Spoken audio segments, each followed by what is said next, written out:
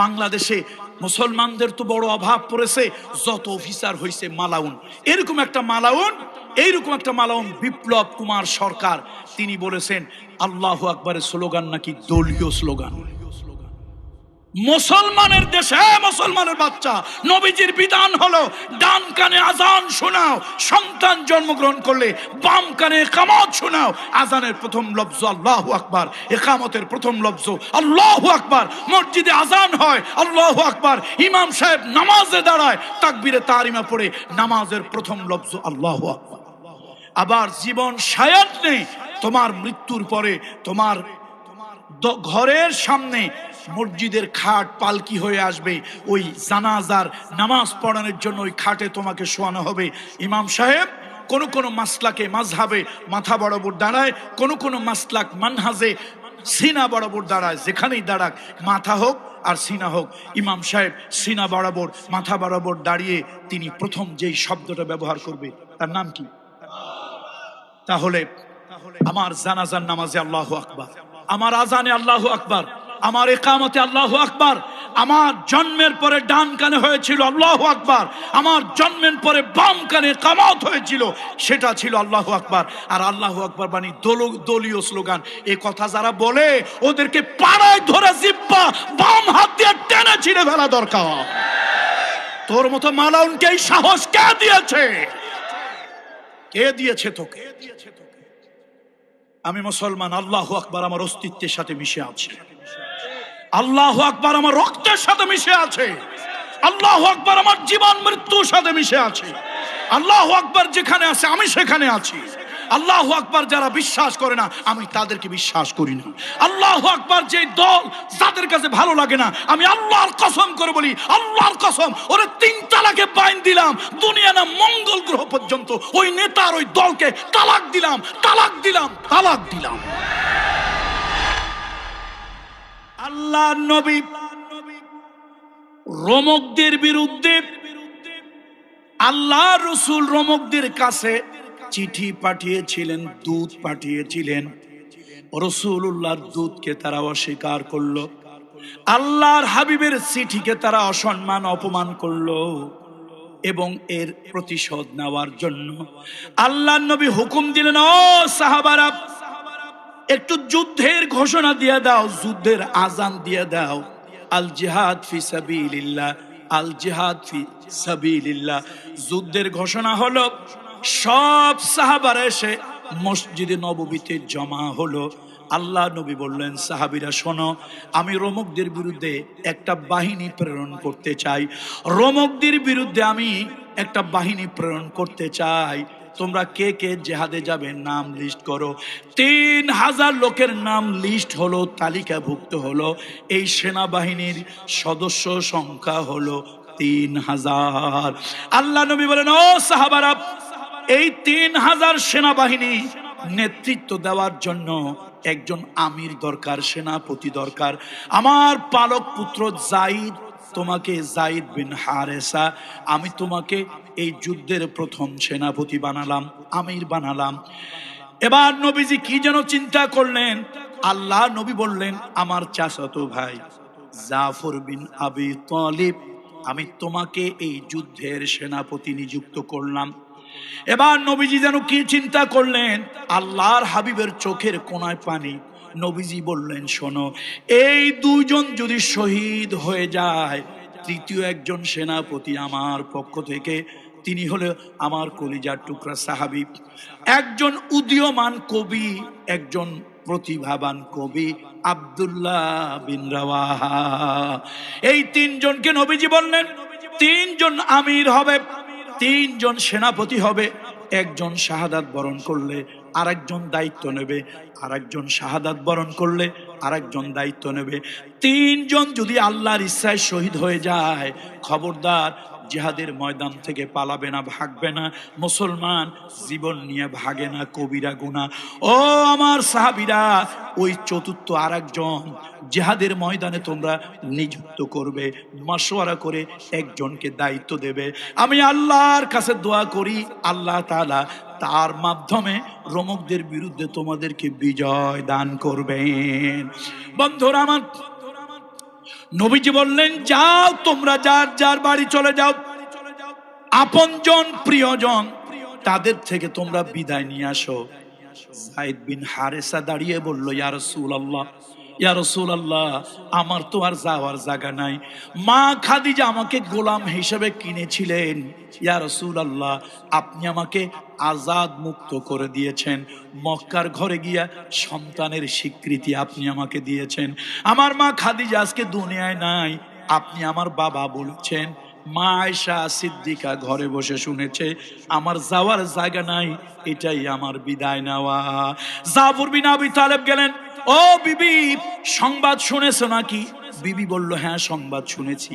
নবীজি, এই দুনিয়ার বড় শক্তি এখন যেরকম America, Russia, Japan, German, France, ওই যুগের বড় শক্তি হলো রোমকরা, পারস্যরা। ও বিবি, সংবাদ শুনেছো? বলে, হ্যাঁ শুনেছি, রোমকদের বিরুদ্ধে জেহাদে নবীজি আপনাকে পাঠাবেন। ও বিবি, আমারে বিদায় দাও, হয়তো আর দেখা হবে না, এটাই শেষ বিদায়, বিদায় দাও। বিবি একটা মুস্কি হাসি দিল, আর হাসি দিয়া বলল, আল্লাহ, আমার স্বামী জিহাদের জন্য যাচ্ছেন, আল্লাহ তাআলা দয়া করে জিহাদের গাজী বানায়া আমার স্বামীকে আবার ফিরায় দিয়েন। হযরত জাফর বিন আবি তালেব কোমরের মধ্যে ছিল তরবারি, খাপের থেকে তরবারিটা বের করলেন, যেই পিঠ দিয়ে কাটে তার উল্টা পিঠ দিয়া বিবির হাতের মধ্যে একটা আঘাত মারলেন, আর মুস্কি করে একটা হাসি দিলেন। হাসি দিয়ে বলে, ও বিবি, এতগুলি বাচ্চা কাচ্চা হইল, তোমার স্বামীর ভালোবাসা প্রেম তোমারে অন্ধ বানায় দিয়েছে, হলে তুমি এই দোয়া করতে না। বিবি, অন্যান্য যুদ্ধের মতো নয়, দুনিয়ার সব থেকে বড় শক্তি পরাশক্তি, তাদের সঙ্গে মাত্র 3000 লোক নিয়ে যাচ্ছি, আমি 2 নম্বরের সেনাপতি। আমার আগেও একজন আছে, আমার পরেও একজন আছে। আমার দিল ছুঁয়ে গেছে, মন বলে দিয়েছে এটাই তোমার সঙ্গে আমার শেষ দেখা, শেষ কথা, আর কোনোদিন ফিরে আসবো না, আর তোমার সঙ্গে দেখা হবে না, বিদায় দাও। বিবি কাঁদতেছে, সন্তানগুলি 10টা বাচ্চা কাচ্চা কান্দে। হযরত জাফর বিন আবি তালেব রওনা হলেন। বিবি বলল, স্বামী গো, একটু বসেন, একটু কথা বলি, প্রাণ ভরে বিদায় দেই। জাফর বিন আবি তালেব একবারও পিছনের দিকে ফিরে তাকান না। কারণ হলো, এই যে এতগুলো ছোট ছোট বাচ্চা, এদের মুখের দিকে যদি তাকায়, স্ত্রী, বড় ভালোবাসার স্ত্রী, এতগুলো সন্তান যার গর্বে হলো, এই বিবি এখনো আমার ভালোবাসা ভুলতে পারে নাই। এই বিবির চেহারার দিকে যদি তাকাই, চোখের কোনায় পানি দেখে জিহাদের ময়দানে আমার যাওয়া হবে না, আমি যেতে পারবো না। এই জন্য পিছনের দিকে একবারও ফিরে তাকালেন না, সামনের দিকে যায় আর বলে, বিবি রে, ধৈর্য ধারণ করো, এই সন্তানগুলোকে আল্লাহর দ্বীনের উপরে চালাও। ও বিবি, ধৈর্য ধারণ করো, আমি সবাইকে আল্লাহর হাওয়ালা করে গেলাম, তোমাদের সঙ্গে আল্লাহর জান্নাতে আমার দেখা হবে। পিছনে সন্তানগুলি আব্বা আব্বা বলে কাঁদে, আর স্ত্রী কাঁদে। হযরত জাফর বিন আবি তালেব, নবীর হুকুম লঙ্ঘন হবে, আল্লাহর হুকুম লঙ্ঘন হবে, এই জন্য একবারের জন্য পিছনের দিকে তিনি ফিরে তাকাচ্ছেন না। হযরত আব্দুল্লাহ বিন রাওয়াহা, তিনি একজন মদিনার সুন্দর সুপুরুষ ছিলেন, সুন্দর চেহারাওয়ালা একজন সুপুরুষ। তিনি ছিলেন একজন স্বভাব কবি, চারণ কবি, পল্লী কবি। কথা বললেই মিলায় মিলায় ছন্দর মতো কথা বলতেন, কবিতার মতো কথা বলতেন, লোকেরা তাকে নিয়ে আনন্দ পেত। তিনি সুন্দর চেহারার যুবক, তার মতো সুন্দরী মেয়ে পাওয়া যায় না, এই জন্য অনেকদিন বিয়ে হয় নাই।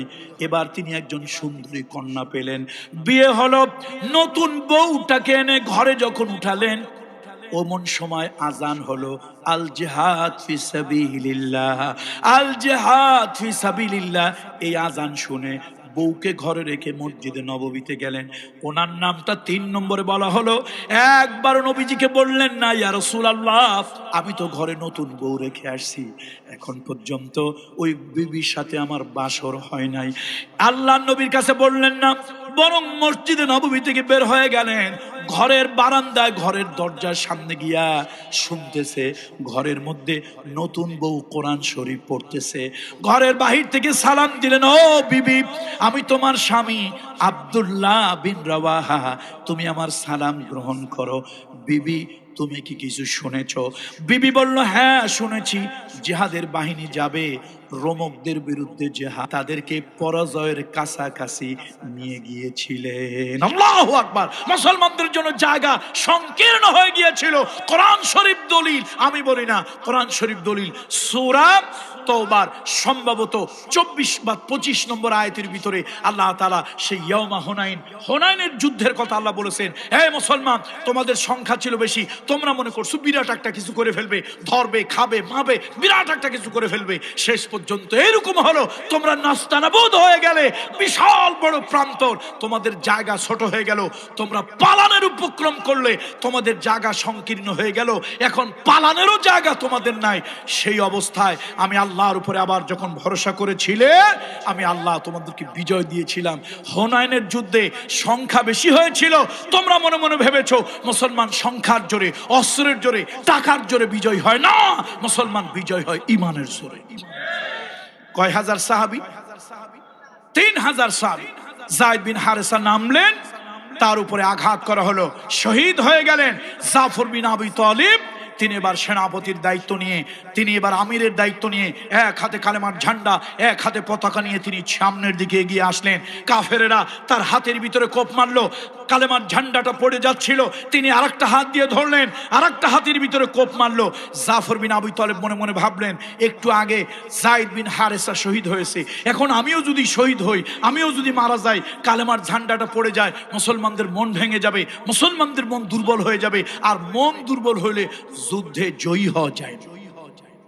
সুতরাং তিনি মুসলমানদের মন চাঙ্গা রাখার জন্য কাটা দুইটা হাত দিয়া কালেমার পাতা কাটারে বুকের সঙ্গে জড়িয়ে ধরে রাখলো। আন্তর্জাতিক যুদ্ধের কিছু রীতিনীতি আছে, রোমকেরা, এই কাফেরেরা যুদ্ধের রীতিনীতি ভঙ্গ করে তার ঘোড়ার উপর আক্রমণ করলো, ঘোড়া স্থির থাকতে পারলো না, মুখ থুবড়ে পড়ে গেল। সেই অবস্থায় কাফেররা তার একটা পাও কেটে একদিকে ফেলে দিল, আর একটা পাও কেটে আরেক দিকে ফেলে দিল, আর তার দেহের ভিতরে, গলার ভিতরে কোপ মারলো, দেহটা কেটে এক জায়গা পড়ে রইল, কল্লাটা আর এক দিকে চলে গেল। এবার সংবাদ এলো হযরত আব্দুল্লাহ বিন রাওয়াহার কথা। এ আব্দুল্লাহ বিন রাওয়াহা, কোথায় আসো তুমি, কোথায় আসো তুমি, তাড়াতাড়ি আসো, তোমার দায়িত্ব এবার শুরু হবে। ভাইরা, আমি গত কয়েকদিন আগে গিয়া আব্দুল্লাহ বিন রাওয়াহার কবরের কাছে গিয়ে আমি নিজের ঠিক রাখতে পারছিলাম না। আমি একবার জিয়ারত করছি কবরটা, কবর জিয়ারত করে গাড়িতে উঠছি, মনটা মানে না, আবার নামছি, আবার আব্দুল্লাহ বিন রাওয়াহার কবরের কাছে গিয়ে দাঁড়িয়েছি, আবার জিয়ারত করে আবার গাড়িতে উঠছি, হৃদয়টা আমার ছিঁড়ে যাচ্ছে, কলিজাটা আমার ছিঁড়ে যাচ্ছে, আবার নামলাম, আবার গিয়ে দাঁড়িয়েছি। কেন এরকম আবেগ লাগতেছে? কেন? ছোটবেলা থেকে আমি সাহিত্য প্রেমী মানুষ, আমি ছোটবেলা থেকেই সাহিত্যের প্রতি দারুণ প্রেম আমার ছিল। আমি ছোটবেলা থেকেই অসংখ্য বই, বাংলা বিভিন্ন সাহিত্যের বই আমি পড়েছি। বন্ধুরা আমার, হযরত আব্দুল্লাহ বিন রাওয়াহা তিনি যখন জিহাদের ময়দানে আসলেন, ও মুসলমান, ও মুসলমান, এর নাম হলো ইসলাম, এর নাম ইমানদার, এর নাম মুসলমান। মৃত্যুর দুয়ারে যারা দাঁড়িয়ে মৃত্যুকে আলিঙ্গন করে, মৃত্যুর ভয় পায় না, অকুত ভয় সৈনিকের মতো হযরত আব্দুল্লাহ বিন রাওয়াহা তিনি কি করতে লাগলেন? জিহাদের ময়দানে তিনি ছিলেন স্বভাব কবি, সারণ কবি, পল্লী কবি, মিলায় মিলায় কবিতা দিয়ে কথা বলতেন। এই দেখেন, মৃত্যু সামনে, দুজন সেনাপতি, দুজন আমির শাহাদাত বরণ করেছে, তৃতীয় জন তিনি, এখনো তার মুখ থেকে কবিতা যায় না, তিনি মৃত্যুর দুয়ারে দাঁড়িয়ে কবিতা পড়তেছেন। আল্লাহু আকবার, আল্লাহু আকবার। যদি আল্লাহ আপনাদেরকে কোনোদিন জর্ডানের আম্মান নেয়, সে আম্মান সিটি থেকে, রাজধানী থেকে 100 কিলোমিটার দূরে আপনারা যাবেন, নিজের চোখে দেখে আসবেন, এখনো তার কবরের কাছে যুদ্ধের ময়দানে দাঁড়িয়ে মৃত্যুকে আলিঙ্গন করার সময়, তিনি শাহাদাতকে আলিঙ্গন করার সময় যে কবিতা লিখেছিলেন, সে কবিতাটা মুখ দিয়ে বলেছিলেন, সেই কবিতাটা এখনো তার কবরের কাছে লিখে রাখা হয়েছে। আবার নামলাম, মনটা মানতেছে না। আবার হযরত যায়েদ বিন হারেসা এবং জাফর বিন আবি তালেবের কবর এক জায়গায়, এবং পরে শহীদ হওয়ার কারণে 1 কিলোমিটার একটু দূরে হলো আব্দুল্লাহ বিন রাওয়াহার কবর। দুইজন শহীদ হয়েছে। এই আব্দুল্লাহ বিন রাওয়াহা কোথায়? তোমার দায়িত্ব শুরু হয়ে গেছে। হযরত আবু উবাইদা একজন বয়স্ক মুরব্বী সাহাবী, তিনি চিন্তা করলেন ব্যাপারটা কি, দুইজন শহীদ হয়ে গেল, এখন তো মুসলমানদের মন যেন ভেঙে না যায়। তিনি লক্ষ্য করে দেখতেছেন দূরের থেকে কালেমার পতাকাটা পথ করে উঠতেছে। আবু উবাইদা একটা দৌড় মারলেন। কে গেল কালেমার পতাকাটাকে ধরার জন্য? গেল কে? হযরত আবু উবাইদা দৌড় মারলেন, আব্দুল্লাহ বিন রাওয়াহা দৌড় মারলেন। গিয়ে দেখেন হযরত জাফর বিন আবি তালেবের একটা হাত এক জায়গায় কেটে পড়ে আছে, আর একটা হাত কেটে আর এক জায়গায় পড়ে আছে, একটা পাও এক জায়গায় পড়ে আছে, আর একটা পাও এক জায়গায় পড়ে আছে, আর দেহটা এক জায়গায় পড়ে আছে। শুধু এই মাথা, শুধু এই কল্লাটা কালেমার ঝান্ডা, কালেমার পতাকা কামড়ায় ধরে আকাশের দিকে উঁচু করে রেখে দিয়েছে। আবু উবাইদা গিয়া ওই পতাকা ধরে টান মারে, কিন্তু দাঁত দিয়ে এত জোরে কামড়ায় ধরা, পতাকাটাকে ছুটানো যায় না, কোনোভাবেই পতাকা ছুটানো যায় না। দাঁত দিয়া জোরে শক্ত করে কামড়ায় ধরা। আবু উবাইদার মনে পড়লো, আল্লাহর রাস্তায় যারা শহীদ হয়ে যায় তারা মরে না, তারা হলো জিন্দা। এবার ওই কাটা কল্লা, কাটা মাথার কানের কাছে মুখ নিয়া আবু উবাইদা ডাক দিল, ও জাফর বিন আবি তালেব, কালেমার পতাকা কামড়ায় ধরে আসো, তুমি ছাড়তেছো না। আমরা দুশমন নই, আমরা কাফের বেদিন নই, আমরা নবীজির সাহাবা। আমাদের দ্বারা কালেমার পতাকা অসম্মান হবে না, অপমান হবে। ও জাফর বিন আবি তালেব, আমাদের জন্য কালেমার ঝান্ডা ছেড়ে দাও। এতক্ষণ টানাটানি করে যে কালেমার পতাকা ছুটাতে পারছিল না, কানে কানে কথা বলার সঙ্গে সঙ্গে ওই কাটা মাথাটা কালেমার পতাকা দাঁত থেকে ছেড়ে দিয়েছে। হযরত আব্দুল্লাহ বিন রাওয়াহা তিনি শাহাদাতের তামান্না নিয়ে গিয়ে গেলেন, বীর দর্পে তিনি জিহাদ করলেন, যুদ্ধ করলেন, তিনিও শহীদ হয়ে গেলেন। মুসলমানদের মন ভেঙে যাচ্ছিল। বয়স্ক সাহাবীরা বলে, ও মুসলমানেরা, যুদ্ধের ময়দান, জিহাদের ময়দান থেকে পালায় যাওয়া কবিরা গুনাহ, কবিরা গুনাহ। জিহাদের ময়দান থেকে কেউ পালাবো না, কেউ পালাবো না। আমরা রাসূলুল্লাহর কথা শুনবো। আল্লাহ নবী বলেছিলেন, তোমরা একজন সেনাপতি নিযুক্ত করিও। পরামর্শ করে, সবাই পরামর্শ করে দায়িত্ব অর্পণ করলেন খালিদ বিন ওলীদ রাদিয়াল্লাহু তাআলা আনহুকে। আল্লাহু আকবার, আল্লাহু আকবার। সেনাপতিকে যুদ্ধের কৌশল তিনি পাল্টাই দিলেন। এই মুসলমান, যুদ্ধের কৌশল পাল্টাই দিলেন। ইনি বললেন, শোনো, আমরা সংখ্যায় কম, ওরা সংখ্যায় বেশি। আমার দূরে আছে পারস্যদের 1000, রুস্তুমের নেতৃত্ব 1 লক্ষ, রুস্তুমের নেতৃত্বে 1 লক্ষ, রোমকরা সামনে, এখনো রুস্তুমের বাহিনী রয়ে গেছে। এই মুসলমানেরা, আমরা অস্ত্র দিয়ে পারবো না, সৈন্য দিয়ে তো পারবোই না, 3000, তার মধ্যে আবার এখন শহীদ হয়ে গেলেন কেউ কেউ। আমরা একটা কাজ করো, যুদ্ধের কৌশল পাল্টাও, আগামী কালকে থেকে যুদ্ধে আমরা ডিনামাইট বর্ষণ করব। কি বর্ষণ করব? ডিনামাইট বর্ষণ করব। এবার মুসলমানদেরকে তিনি শিখাই দিলেন, উঠতে আল্লাহু আকবার, নামতে আল্লাহু আকবার, পাহাড়ের উপর উঠবে আল্লাহু আকবার, নিচে নামবে আল্লাহু আকবার, উপরে উঠবে আল্লাহু আকবার, নিচে নামবে আল্লাহু আকবার, তরবারি মারবে আল্লাহু আকবার, সামনে এগিয়ে যাবে আল্লাহু আকবার, বাতিলের বিরুদ্ধে লাগবে আল্লাহু আকবার। আল্লাহু আকবারের ধ্বনি দাও। এই শুধু আল্লাহু আকবার, আল্লাহু আকবার, আল্লাহু আকবার, এই ধ্বনি দিতে লাগলো। কাফেরদের কলিজা থরথর করে কাঁপলো। এই ডিনামাইটের আঘাতে কাফেরদের কানের পর্দা ফেটে তারা অনেকটা দুনিয়া থেকে সেন্সলেস হয়ে গেল। আর মুসলমানরা নতুন নতুন কৌশলে ময়দানে বিজয়ী হয়ে বিজয়ী বেশে ফিরে আসলো। রাসূলুল্লাহ সাল্লাল্লাহু আলাইহি সাল্লাম মসজিদে নববীর মেম্বারের উপরে বসা, নবীজি বলতেছে, এই আমার যায়েদ বিন হারেসা শহীদ হইল, এই আব্দুল্লাহ বিন রাওয়াহা এই যে আগায় গেল, এই জাফর বিন আবি তালেব ঝান্ডা ধরে নিল, এই শহীদ হলো। সব লাইভ সম্প্রচার করতেছে। নবীর চোখ বেয়ে টপ টপ টপ টপ করে পানি পড়তেছে। কে করতেছে সম্প্রচার? কে করতেছে? হাবিবে কিবরিয়া মুহাম্মদ রাসূলুল্লাহ। কোথায় বসে করতেছে? মদিনায়, মসজিদে নববীতে। তুমি একটা মোবাইল আবিষ্কার করিয়া খুব বড় সলিমদ্দি হয়ে গেছো, কয় যে আমরা লাইভ করি। আরে বেটা, প্রথম লাইভ মুহাম্মদ রাসূলুল্লাহ করেছে। এই জন্য মুসলমানের বড় হাতিয়ার আল্লাহু আকবার। আল্লাহু আকবারের পক্ষে না বিপক্ষে? আল্লাহু আকবারের পক্ষে না বিপক্ষে? আল্লাহু আকবার যেখানে আছে আপনি সেখানে থাকবেন। আল্লাহু আকবার যারা অপছন্দ করে, আপনি কি তাদেরকে পছন্দ করবেন? আল্লাহু আকবারের স্লোগান যারা দিতে দেয় না, আল্লাহু আকবারের কথা বললে, মুসলমান মসজিদে আল্লাহু আকবার বললে তাতে কারো গায়ে আগুন ধরে না। ডিসি অফিসের সামনে গিয়া, এসপি অফিসের সামনে গিয়া আল্লাহু আকবার বললে আমার নামে মামলা হয়, আমাকে সন্ত্রাসবাদ, জঙ্গিবাদের সাথে জড়িয়ে দেওয়া হয়। এগুলি ইহুদি, খ্রিস্টান, কাফের, বেদিনের দোসর ছাড়া ভালো মানুষের কাজ এগুলি। সুতরাং আল্লাহু আকবারের পক্ষে কারা কারা আছি? লিল্লাহে তাকবীর, লিল্লাহে তাকবীর। কোরআন সুন্নাহর আলো, কোরআন সুন্নাহর আলো। হাত নামায়। আল্লাহ তাআলা কোরআনুল কারীমে সূরা বারাআত বা সূরাতুত তাওবা, এই সূরার মধ্যে আল্লাহ তাআলা সমাজের কিছু মানুষকে দিক নির্দেশনা দিয়েছেন। যারা দদিল বান্দা, কলমাসোর, না পায় শ্মশান, না পায় গুড়, এদিকেও থাকে ওদিকেও থাকে, এই চরিত্রের মানুষগুলোকে বলা হয় মুনাফিক। কি বলা হয়? এক ধরনের আম আছে, এক ধরনের কলা আছে, ভিতরে পাকে, মাগার উপরের যেটা ছাল, উপরের যে কভার, এটা কাঁচা।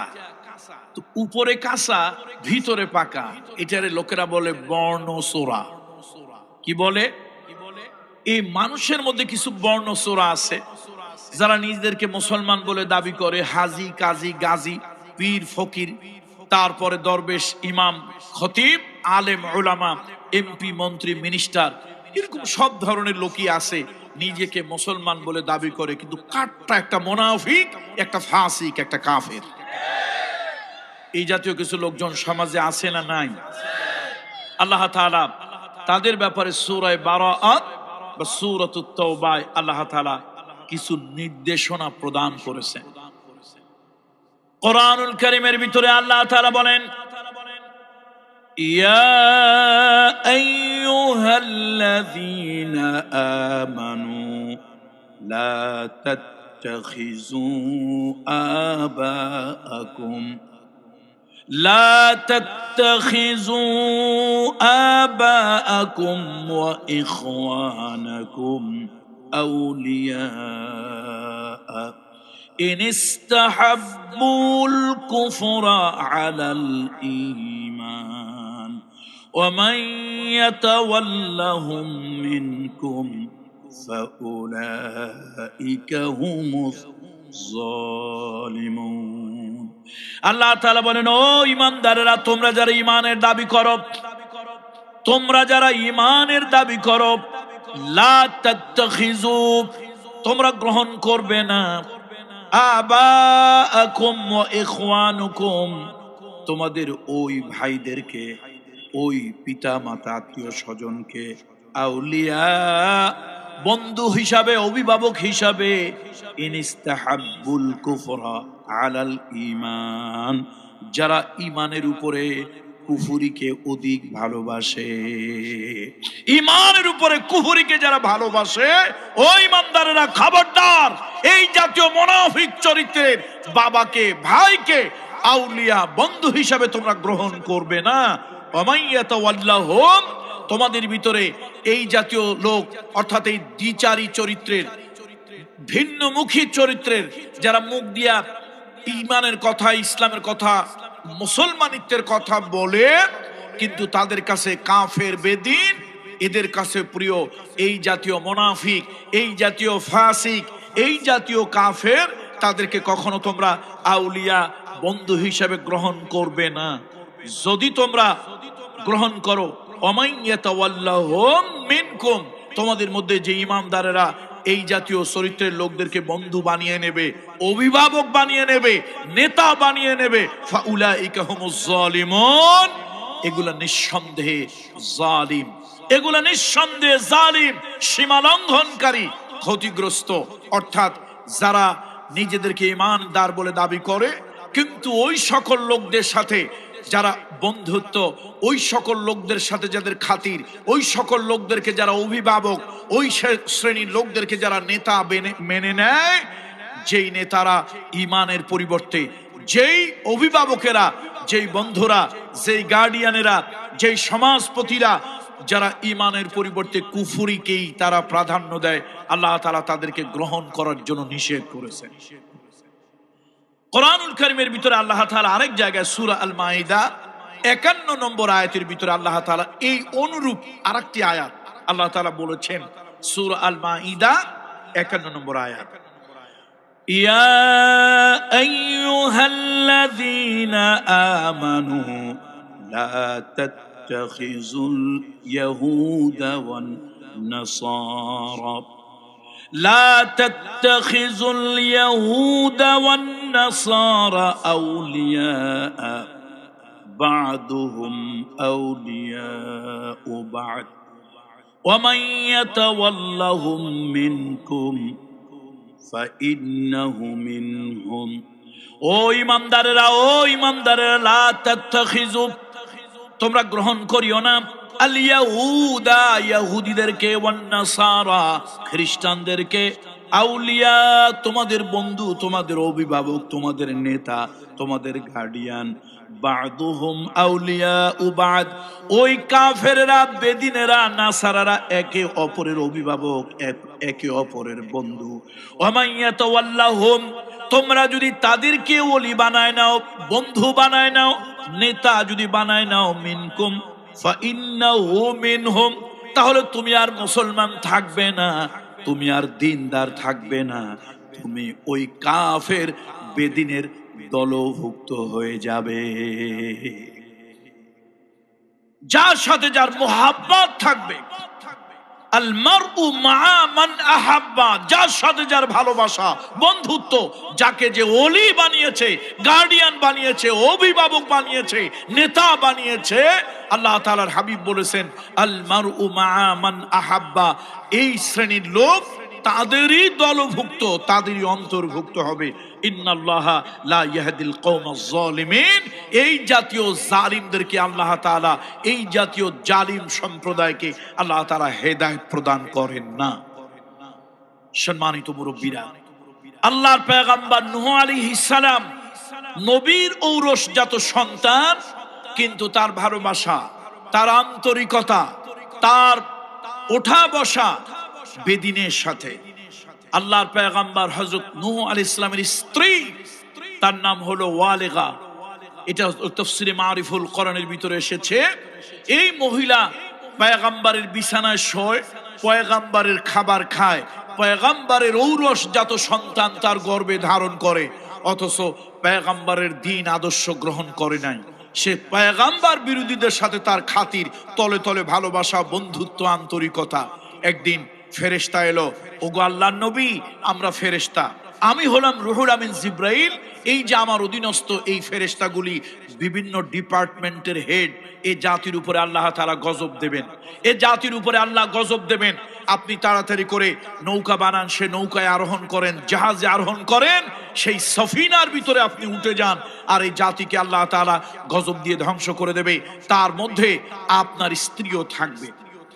ফেরেশতারা তাকে গিয়ে বলল, ওয়াকিলা দুখুলান নার মা'আদ দাখিলিন, ওয়াকিলা দুখুলান নার মা'আদ দাখিলিন। এই অভিশপ্ত নারী, অভিশপ্ত নারী, নবীর সাথে রইলা, নবীর খাবার খাইলা, নবীর সাথে এক বিছানে শুইলা, নবীর সন্তান গর্ভে ধারণ করলা, কিন্তু নবীর আদর্শটা মানতে পারলে না, নবীর আদর্শের পথে চললে না, বরং তুমি তোমার অভিভাবক, তোমার নেতা, তোমার গার্ডিয়ান তুমি বানালে নবী বিরোধীদেরকে, আল্লাহ বিরোধীদেরকে। আসো জাহান্নামের টিকিট গ্রহণ করো, ওয়াকিলা দুখুলান নার মা'আদ দাখিলিন, আর আল্লাহর অভিশপ্ত বান্দাদের সাথে জাহান্নামে প্রবেশ করো। নাউযুবিল্লাহি মিন যালিক। নূহ আলাইহিস সালাম তার জাহাজের মধ্যে, কিস্তির মধ্যে লক্ষ্য করলেন তার সন্তান কেনানকে পাওয়া যাচ্ছে না। তিনি কেনানের জন্য খুঁজতে লাগলেন। খোঁজার পরে তিনি এই তরুণ ছেলেকে, এই যুবক ছেলেকে তিনি পেয়ে গেলেন অন্যান্য ছেলেদের সাথে। গিয়ে তিনি আহ্বান করলেন, কোরআন সে কথাটাও বলেছে, ইয়া বুনাইয়ার কাব মা'না, এই ছেলে আমার সাথে তাড়াতাড়ি ইমানদারের সাথে, পয়গম্বরের সাথে এই সফিনার ভিতরে ওঠো, এই সফিনার মধ্যে ওঠো, এই জাহাজের মধ্যে ওঠো। ছেলে বলল, না বাবা, যাদের সাথে একসাথে ঘুরি, মিছিল করি, মিটিং করি, গল্প করি, আড্ডা দিই, যাদের সাথে এগুলি করি, আজকে কেউ তো তারা আপনার সাথে যায় নাই, আমিও আপনার সাথে যাব না। পয়গম্বর নিজের সন্তানের দরদে কাতর হয়ে, ভালোবাসায় কাতর হয়ে, সন্তানের মুহাব্বতে কাতর হয়ে সন্তানকে বারবার উঠতে বলছিলেন। আল্লাহ তাআলা জিজ্ঞেস করলেন, পয়গম্বর নূহ, আপনি দেরি করছেন কেন, অপেক্ষা করছেন কেন?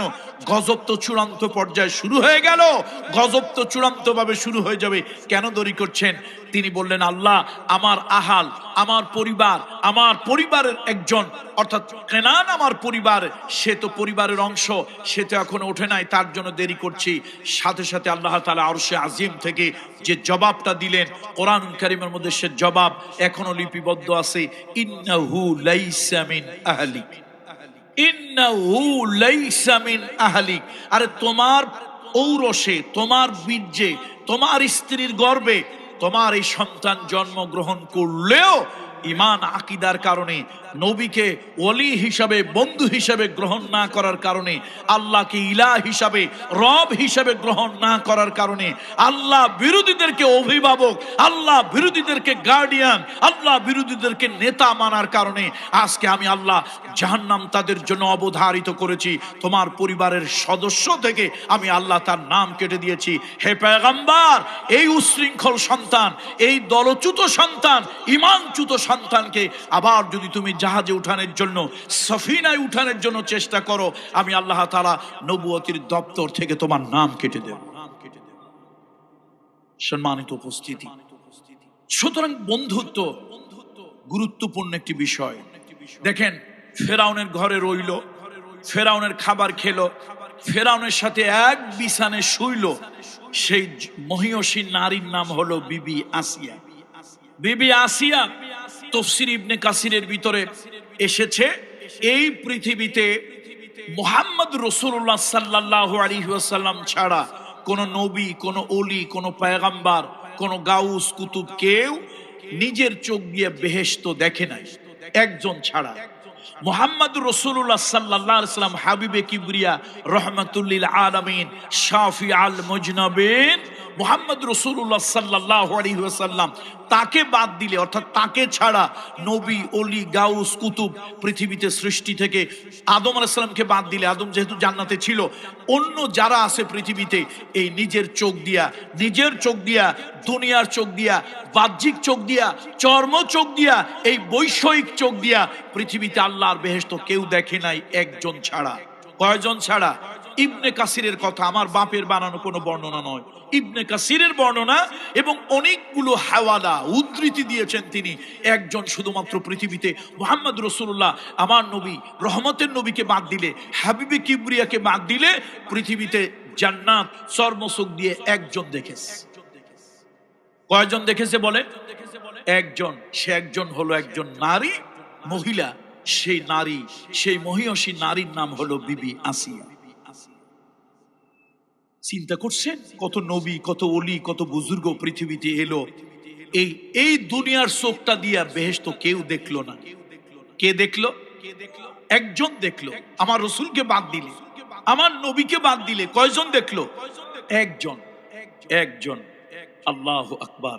সে নারী আল্লাহর কাছে একটা দরখাস্ত করেছিল, একটা অ্যাপ্লিকেশন আল্লাহ তাআলার কাছে সাবমিট করেছিল, রব্বিবনি লি ইনদাকা বাইতান ফিল জান্নাহ ওয়া নাজ্জিনি মিন ফিরআউনা ওয়া আমালিহি ওয়া নাজ্জিনি মিনাল কওমিজ জালিমিন। আল্লাহ, এই জালিম সরকার, এই স্বৈরাচারী সরকার, তার অত্যাচারে আমি অস্থির হয়ে আছি, আমার শরীরের চামড়াগুলি লোহার চিরুনি দিয়া খুলতেছে।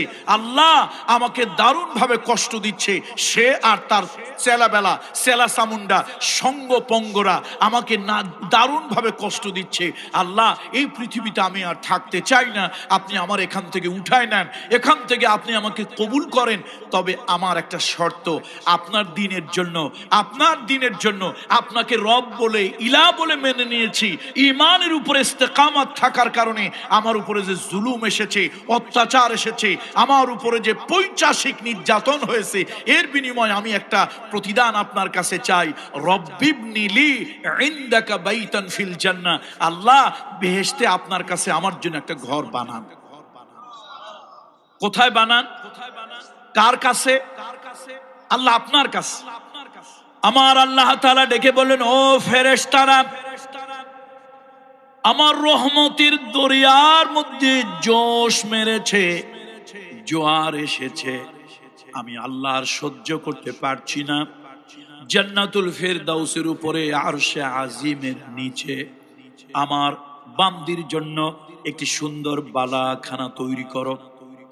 ফেরেশতারা দামি দামি জিনিস দিয়ে বালাখানা তৈরি করতেছে। এমন সময় আসমানের দরজাগুলি খুলে গেল, 7 আসমানের দরজা খুলে গেল। এই নির্যাতনের মধ্যে বিবি আসিয়া উপরের দিকে তাকালেন, তিনি লক্ষ্য করে দেখলেন কি সুন্দর একটা বালাখানা তৈরি হচ্ছে আরশে আজিমের নিচে। ও ফেরেশতারা, এত সুন্দর ঘর কার জন্য বানাও? বিবি আসিয়াকে ফেরেশতারা ডেকে বলল, আল্লাহর বান্দি, তুমি আল্লাহকে রব বলেছো, তুমি আল্লাহকে রব বলেছো, মুসাকে পয়গম্বর হিসাবে মেনে নিয়েছো, তোমার দিলের সম্পর্ক ইমানদারের সঙ্গে, আল্লাহওয়ালার সঙ্গে। কাফের, বেদিন, আল্লাহ বিরোধী, দিন বিরোধী, তাদেরকে তুমি ওলি হিসাবে, অভিভাবক হিসাবে, নেতা হিসাবে, গার্জিয়ান হিসাবে তুমি গ্রহণ করো নাই। এই যে তুমি আল্লাহকে, আল্লাহর পয়গম্বরকে গ্রহণ করেছো, এর বিনিময় আল্লাহ তাআলা এই জান্নাতটা তোমার জন্য তৈরি করতেছে। আল্লাহ, এই জন্য আসুন, খুব গুরুত্বপূর্ণ আজকে বিষয়, সূরাতুত তাওবা। আল্লাহ তাআলা আমাদেরকে নিষেধ করেছেন, ইয়া আইয়ুহাল্লাযীনা আমানু, ও ঈমানদারেরা, লা তাত্তাখিযু, তোমরা গ্রহণ করবে না, অ্যাকসেপ্ট করবে না, আবাআকুম ওয়া ইখওয়ানাকুম আউলিয়া, তোমরা তোমাদের বাবা, তোমাদের ভাই, এদেরকে তোমরা আউলিয়া, অভিভাবক, গার্ডিয়ান, এদেরকে গ্রহণ করবে না। ইনিস্তাহাব্বুল কুফর আলাল ঈমান, যদি তারা ঈমানের উপরে কুফরিকে প্রাধান্য দেয়। ওমাইয়াতাওয়াল্লাহুম, যদি তোমরা এমনটি করো। অনেক লোক আছে নামাজেও যায়, নামাজেও যায়, মসজিদেও যায়, ঈদগাহেও যায়, মুসলমান বলে দাবি করে, হজ উমরাও যায়, আবার আল্লাহ বিরোধী, ইসলাম বিরোধী, কোরআন বিরোধীদের সাথে গিয়া জোট বাঁধে, তাদের সাথে গিয়া নাচে, তাদের পিছনে যায়, তাদের পিছনে গিয়া সামসাগিরি করে। এরকম কিছু লোক সমাজে আছে কি নাই? এরা হলো কাট্টা মুনাফিক। এগুলো কি, জোরে বলেন কি? কাট্টা মুনাফিক, টাটকা মুনাফিক, নির্ভেজাল মুনাফিক। এই মুনাফিক গুলোর ব্যাপারে আল্লাহ তাআলা বলছেন, কথা কামরুল ইসলাম সাঈদ আনসারীর নয়। আমি যদি বলি আমারে যা ইচ্ছা তাই করবেন আপনারা, আমি যদি বলি আমাকে যা ইচ্ছা তাই শাস্তি দেবেন, যা ইচ্ছা তাই করবেন, কথা আমার নয়, কথা আল্লাহর। আকাশ এবং জমিনের যিনি মালিক, সার্বভৌম ক্ষমতার যিনি মালিক, সকল কিছুর উপরে, ওয়াহুয়াল কাদিরু, আল্লাহ তাআলা যে সার্বভৌম ক্ষমতার মালিক, সে আল্লাহ তাআলা বলেছেন, এই কথা আমার নয়, এই ফতোয়া আমার নয়, এই রায় আমার নয়। এই ফতোয়া, এই রায় কার বলুন তো? আল্লাহ, আল্লাহর ফতোয়া। ওমান ইয়াতাওয়াল্লাহুম মিনকুম, তোমাদের মধ্যে যারা এই কাজটা করবে, ফাউলাইকা হুমুজ জালিমুন, তারা হলো জালিম, তারা জালিম। আল্লাহ তাআলা ইহুদি খ্রিস্টানদেরকে বন্ধু, অভিভাবক না বানানোর জন্য, গার্ডিয়ান না বানানোর জন্য আল্লাহ তাআলা নির্দেশ দিয়েছেন সূরা আল মাইদার 51 নম্বর আয়াতে। এখানেও আল্লাহ তাআলা বলেছেন, যারা এরকমটি করবে তাদেরকে অভিভাবক বানিয়ে নেবে, তাদেরকে গার্ডিয়ান বানিয়ে নেবে, তাদের ছাড়া কিছুই হয় না, তাদের ছাড়া কোনো কিছুই করা যায় না। এইরকম যাদের মানসিকতা, ইন্নাল্লাহা লা ইয়াহদিল কওমাজ জালিমিন, এই জালিমদেরকে আল্লাহ তাআলা হেদায়েত দেবে না, এই জালিমদেরকে আল্লাহ তাআলা হেদায়েত দেবে না। আরে ভাই, সবাইকে যদি আল্লাহ তাআলা হেদায়েত দিতেন, তাহলে নবীজির পিছনে বাজামাত নামাজ পড়লো আব্দুল্লাহ ইবনে উবাই ইবনে সুলুল, রাসূলুল্লাহর পিছনে নামাজ পড়লো, আল্লাহর হাবিবের ইমামতিতে নামাজ পড়লো, মাথায় টুপি, মুখে দাড়ি, তারপরে গায়ে সুন্নতি লেবাস, রাসূলুল্লাহর পিছনে যিনি ছিলেন সেই লোকটার কপালে হেদায়েত হলো না। তাহলে বাংলাদেশের কোন তবলিগ জামাত, কোন পীর সাহেব, কোন আলেম, কোন বুজুর্গ, কোন বক্তা আছে যে এই মুনাফিকদেরকে হেদায়েত দেয়? দুনিয়ায় মুহাম্মদ রাসূলুল্লাহ বড় না আমরা বড়? আল্লাহু আকবার। কার সাথে কিসের তুলনা, কার সাথে কিসের তুলনা? আল্লাহর হাবিব, হাবিবে কিবরিয়া, যিনি হাত তুলে দোয়া করলে দোয়া কবুল হয়েছে, হাত না তুলে দোয়া করলে দোয়া কবুল হয়েছে, আকাশের দিকে দোয়া করলে দোয়া কবুল হয়ে গেছে, যিনি কথা বললে আল্লাহ তাআলার আরশে আজিমে চলে গিয়েছে, যিনি হ্যাঁ বললে মুসলমানদের জন্য জায়েজ হয়েছে, যিনি না বললে মুসলমানদের জন্য কিয়ামত পর্যন্ত তা হারাম হয়ে গেছে। নবীজি যদি কোনো ব্যাপারে বলেছে হ্যাঁ, কি বলেছে? হ্যাঁ বলেছে। হাবিবে কিবরিয়া রহমাতুল্লিল আলামিন শুধু হ্যাঁ বলেছে, বাস ওটা মুসলমানদের জন্য বৈধ হয়ে গেছে, জায়েজ হয়ে গেছে। নবীজি কোনো ব্যাপারে না বলেছে। এই যে হজ, একজন রাসূলুল্লাহ সাল্লাল্লাহু আলাইহি ওয়াসাল্লাম হজ করার জন্য বললেন যে তোমরা হজ করো, হজ খুব ফজিলতপূর্ণ আমল। একজন এসে বলল, হুজুর হজ কি প্রত্যেক বছর? আকুল্লা আমিন ইয়া রাসূলুল্লাহ, হে নবী এটি কি প্রত্যেক বছর হজ? নবীজি চুপ থাকলেন। নবীজি চুপ থাকলেন। লোকটা একবার, দুইবার, তিনবার এই বেওকুফের মতো নবীজিকে তিনবার একই প্রশ্ন করলো, হুজুর হজ কি প্রত্যেক বছর? ইয়া রাসূলুল্লাহ, হজ কি প্রত্যেক বছর? হে আল্লাহর নবী, হজ কি প্রত্যেক বছর করা লাগবে? এবার নবীজি একটু রাগ হইলেন। রহমতের নবী হইল তো মাঝে মাঝে একটু রাগ হইতেন, এই রাগটা সীমার বাহিরে নয়। এবার হাবিবে কিবরিয়া রহমাতুল্লিল আলামিন রাগ হলেন। হুজুর উঠে খুতবা দিলেন। আল্লাহর হাবিব যদি কখনো রাগ হতেন, চেহারা মোবারক, গন্ড মোবারক লাল হয়ে যেত। হাবিবে কিবরিয়া উঠে খুতবা দিলেন, অর্থাৎ তিনি আল্লাহর প্রশংসা করলেন, তার উপরে দুরুদ সালাম পেশ করলেন। এবার নবীজি বললেন, লাউ কুলতু নাআম, লাউ কুলতু নাআম লাওয়াজাবাত। এই আমার সাহাবীরা শোনো, তোমরা আমারে যেমন তেমন মনে করিও না। আল্লাহর কাছে আমি মুহাম্মাদের মর্যাদা এমন, লাউ কুলতু নাআম, যদি আমি বলতাম হ্যাঁ প্রত্যেক বছর, লাওয়াজাবাত, কিয়ামত পর্যন্ত আমার উম্মতের জন্য, পয়সাওয়ালার জন্য প্রত্যেক বছর হজ করা ওয়াজিব হয়ে যেত। তাহলে কেমন নবী? হ্যাঁ বললে আল্লাহর আরশে মঞ্জুর হয়, না বললে আল্লাহর শরীয়তে হারাম হয়, চুপ থাকলে দলিল হয়। সেই নবী মুহাম্মদ রাসূলুল্লাহ সকলকে হেদায়েত দিতে পারেন। বলেন হেদায়েত দিতে পারেন। নবীর পিছনে নামাজ পড়ে যার হেদায়েত হইল না, আমি টেকেরহাটের পীরজাদা পীর সাহেব আমার বাপের কাছে, আমার কাছে মুরিদ হইয়া মানুষের ঈমান পাল্টাবে, ভাবলেন কেমনে? ভাবলেন কেমনে? আমাদের দেশে অনেক খানকা লোকেরা গরু, ছাগল, কুত্তা, বিড়াল নিয়ে যায়। হুজুর কেবলার আবার এরকম দামি দামি গরু দেখে মাথায় হাত দিয়ে দোয়া করে, যা তোর জন্য দোয়া করলাম, অকাম কুকাম চিরদিন যেন করতে পারিস। ব্যাংক ডাকাতি টাকা, প্রজেক্ট মারা টাকা, রাস্তার বাজেট মারা টাকা, গরিবের টাকা, ছিনতাইয়ের টাকা, রাহাজানি টাকা, কলমের খোসায় খোসায় অবৈধ টাকা, কালোবাজারির টাকা, মুনাফাখোরির টাকা, এই টাকাগুলো নিয়ে আমাদের মতো পীর ওলিদের কাছে আসে। বড় বড় গরু, ছাগল, দুম্বা, উট, বকরি, ভেড়া নিয়ে আসে। আমরাও দোয়া করে দিই, যা তোর জন্য দোয়া করলাম, অকাম কুকাম যেন চিরদিন এভাবে করতেই পারিস। এই জন্য বন্ধুরা আমার, চাইলে আমরা সবাইকে হেদায়েত দিতে পারবো। আল্লাহ তাআলা বলেছেন, আল্লাহ তাআলা বলেছেন, যারা এই জাতীয় লোকদেরকে ওলি, অভিভাবক, বন্ধু বানিয়ে নেয়, আল্লাহ ওদেরকে হেদায়েত দেন না। আল্লাহ ওদেরকে হেদায়েত দেয় না। এবার আসেন কিছু লোকদের চরিত্র আল্লাহ তাআলা বলছেন।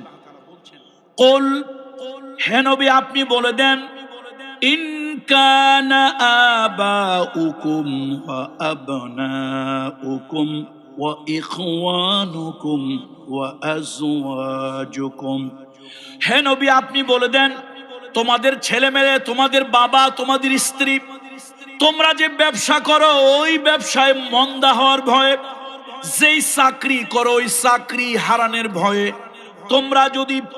তোমরা যদি সত্যের পক্ষে ভূমিকা যদি না নাও, যে বাড়িতে তোমরা থাকো ওই বাড়ি থেকে উৎখাত হওয়ার ভয়ে, তোমরা যদি এমন লোকদেরকে ওলি, অভিভাবক বানায় নাও যারা আল্লাহর সঙ্গে দুশ্মনী করে, রাসূলুল্লাহর সঙ্গে দুশ্মনী করে, আল্লাহ তাআলা বলেন এই জাতীয় লোকদেরকে আমি আল্লাহ হেদায়েত দেব না। ওরা মৃত্যুবরণ করবে মুনাফিকি হালাতে। ও মুসলমান, আল্লাহ নবীর সাহাবা হযরত আবু উবাইদা ইবনুল জাররাহ রাদিয়াল্লাহু তাআলা আনহু, আবু উবাইদা ইবনুল জাররাহ রাদিয়াল্লাহু তাআলা আনহু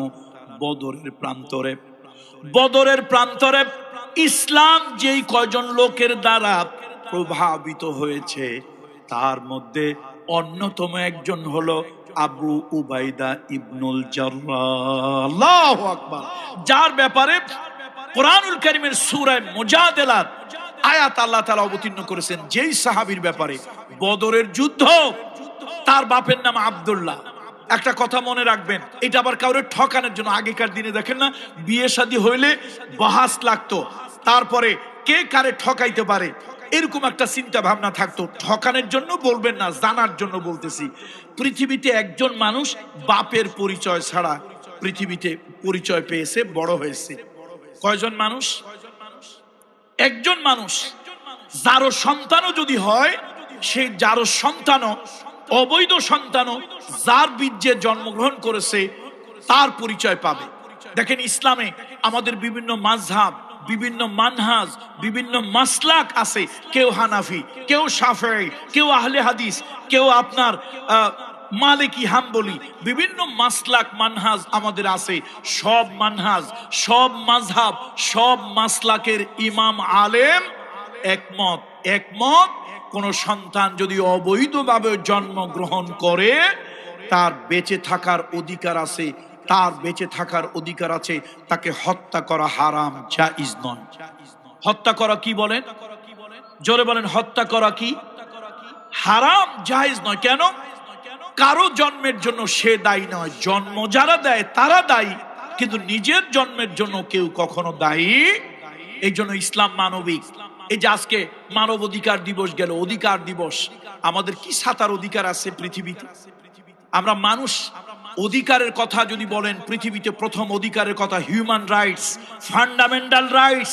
পৃথিবীতে মানুষের অধিকারের কথা প্রথম যিনি দ্ব্যর্থহীন কণ্ঠে বলেছেন তিনি নবিয়ুনা সাইয়্যিদুনা মুহাম্মদুর রাসূলুল্লাহ সাল্লাল্লাহু আলাইহি ওয়াসাল্লাম। আজকে যারা মানবাধিকারের কথা বলে, অধিকারের কথা বলে, এরা আসলে মুনাফিক। তাদের মুখে শেখ ফরিদ, বগল তলে ইট। মানবতার কথা বলেছেন মুহাম্মদ রাসূলুল্লাহ। মানবতার কথা কে বলেছেন? সাল্লাল্লাহু আলাইহি ওয়াসাল্লাম। শুধু মানবতার কথা বলেননি, মানবাধিকার কাকে বলে বিশ্বনবী তা বাস্তবে চোখে আঙ্গুল দিয়ে দেখিয়ে দিয়ে গিয়েছে। বন্ধুরা আমার, মুরব্বীরা আমার, বলতেছিলাম কোন অবৈধ সন্তানও যদি পৃথিবীতে জন্মগ্রহণ করে তার বাঁচার অধিকার আছে। তার কারণ তার জন্মের জন্য সে দায়ী নয়, যারা জন্ম দিচ্ছে তারা দায়ী। এখন আবু উবাইদা ইবনুল জাররাহ রাদিয়াল্লাহু তাআলা আনহু, তার বাবার নাম আব্দুল্লাহ। এই পৃথিবীতে একজন মানুষ, কিয়ামত পর্যন্ত মানুষ যাকে সম্মানের সাথে স্মরণ করবে, তিনি বাবার নামে না দাদার নামে পরিচিত। আবু উবাইদা ইবনে আব্দুল্লাহ ইবনুল জাররাহ। জাররাহ হলো দাদা, তাহলে বাবা আব্দুল্লাহ মাঝখানে নাই। দেখেন, এত বড় একজন সাহাবী, অত্যন্ত বড় মাপের একজন সাহাবী, এবং রাসূলুল্লাহ জীবিত অবস্থায় যাদেরকে জান্নাতের শুভ সংবাদ দিয়েছিলেন তার মধ্যে আবু উবাইদা একজন। ইসলাম যাদের দ্বারা প্রভাবিত হয়েছে, কয়জন লোকের দ্বারা ইসলাম প্রভাবিত হলো? প্রথম হলো আবু বকর সিদ্দিক ইবনে কুহাফা। আবু বকর সিদ্দিক ইবনে কুহাফা তিনি সমাজের অনেক বড় একজন ব্যবসায়ী ছিলেন, মাশাআল্লাহ। এবং আবু বকর সিদ্দিক ছিলেন জ্ঞানী, গুণী, শিক্ষিত মানুষ। এরপরে আল্লাহ তাআলার মেহেরবানি, একজন লোক দ্বারা ইসলাম প্রভাবিত হলো, তিনি হলেন ওমর ইবনুল খাত্তাব। সকলে পড়েন রাদিয়াল্লাহু তাআলা আনহু। ওমর রাদিয়াল্লাহু তাআলা আনহু ওই যুগে শিক্ষিত ছিলেন। তার বাবা খাত্তাব তাকে অনেক কষ্ট দিয়ে বড় করেছে, মানে কঠিন পরিস্থিতির মধ্যেও তিনি যেন ঘাবড়ে না যান, কষ্ট সহিষ্ণু ছিল সাইয়্যিদুনা ওমর ইবনুল খাত্তাব।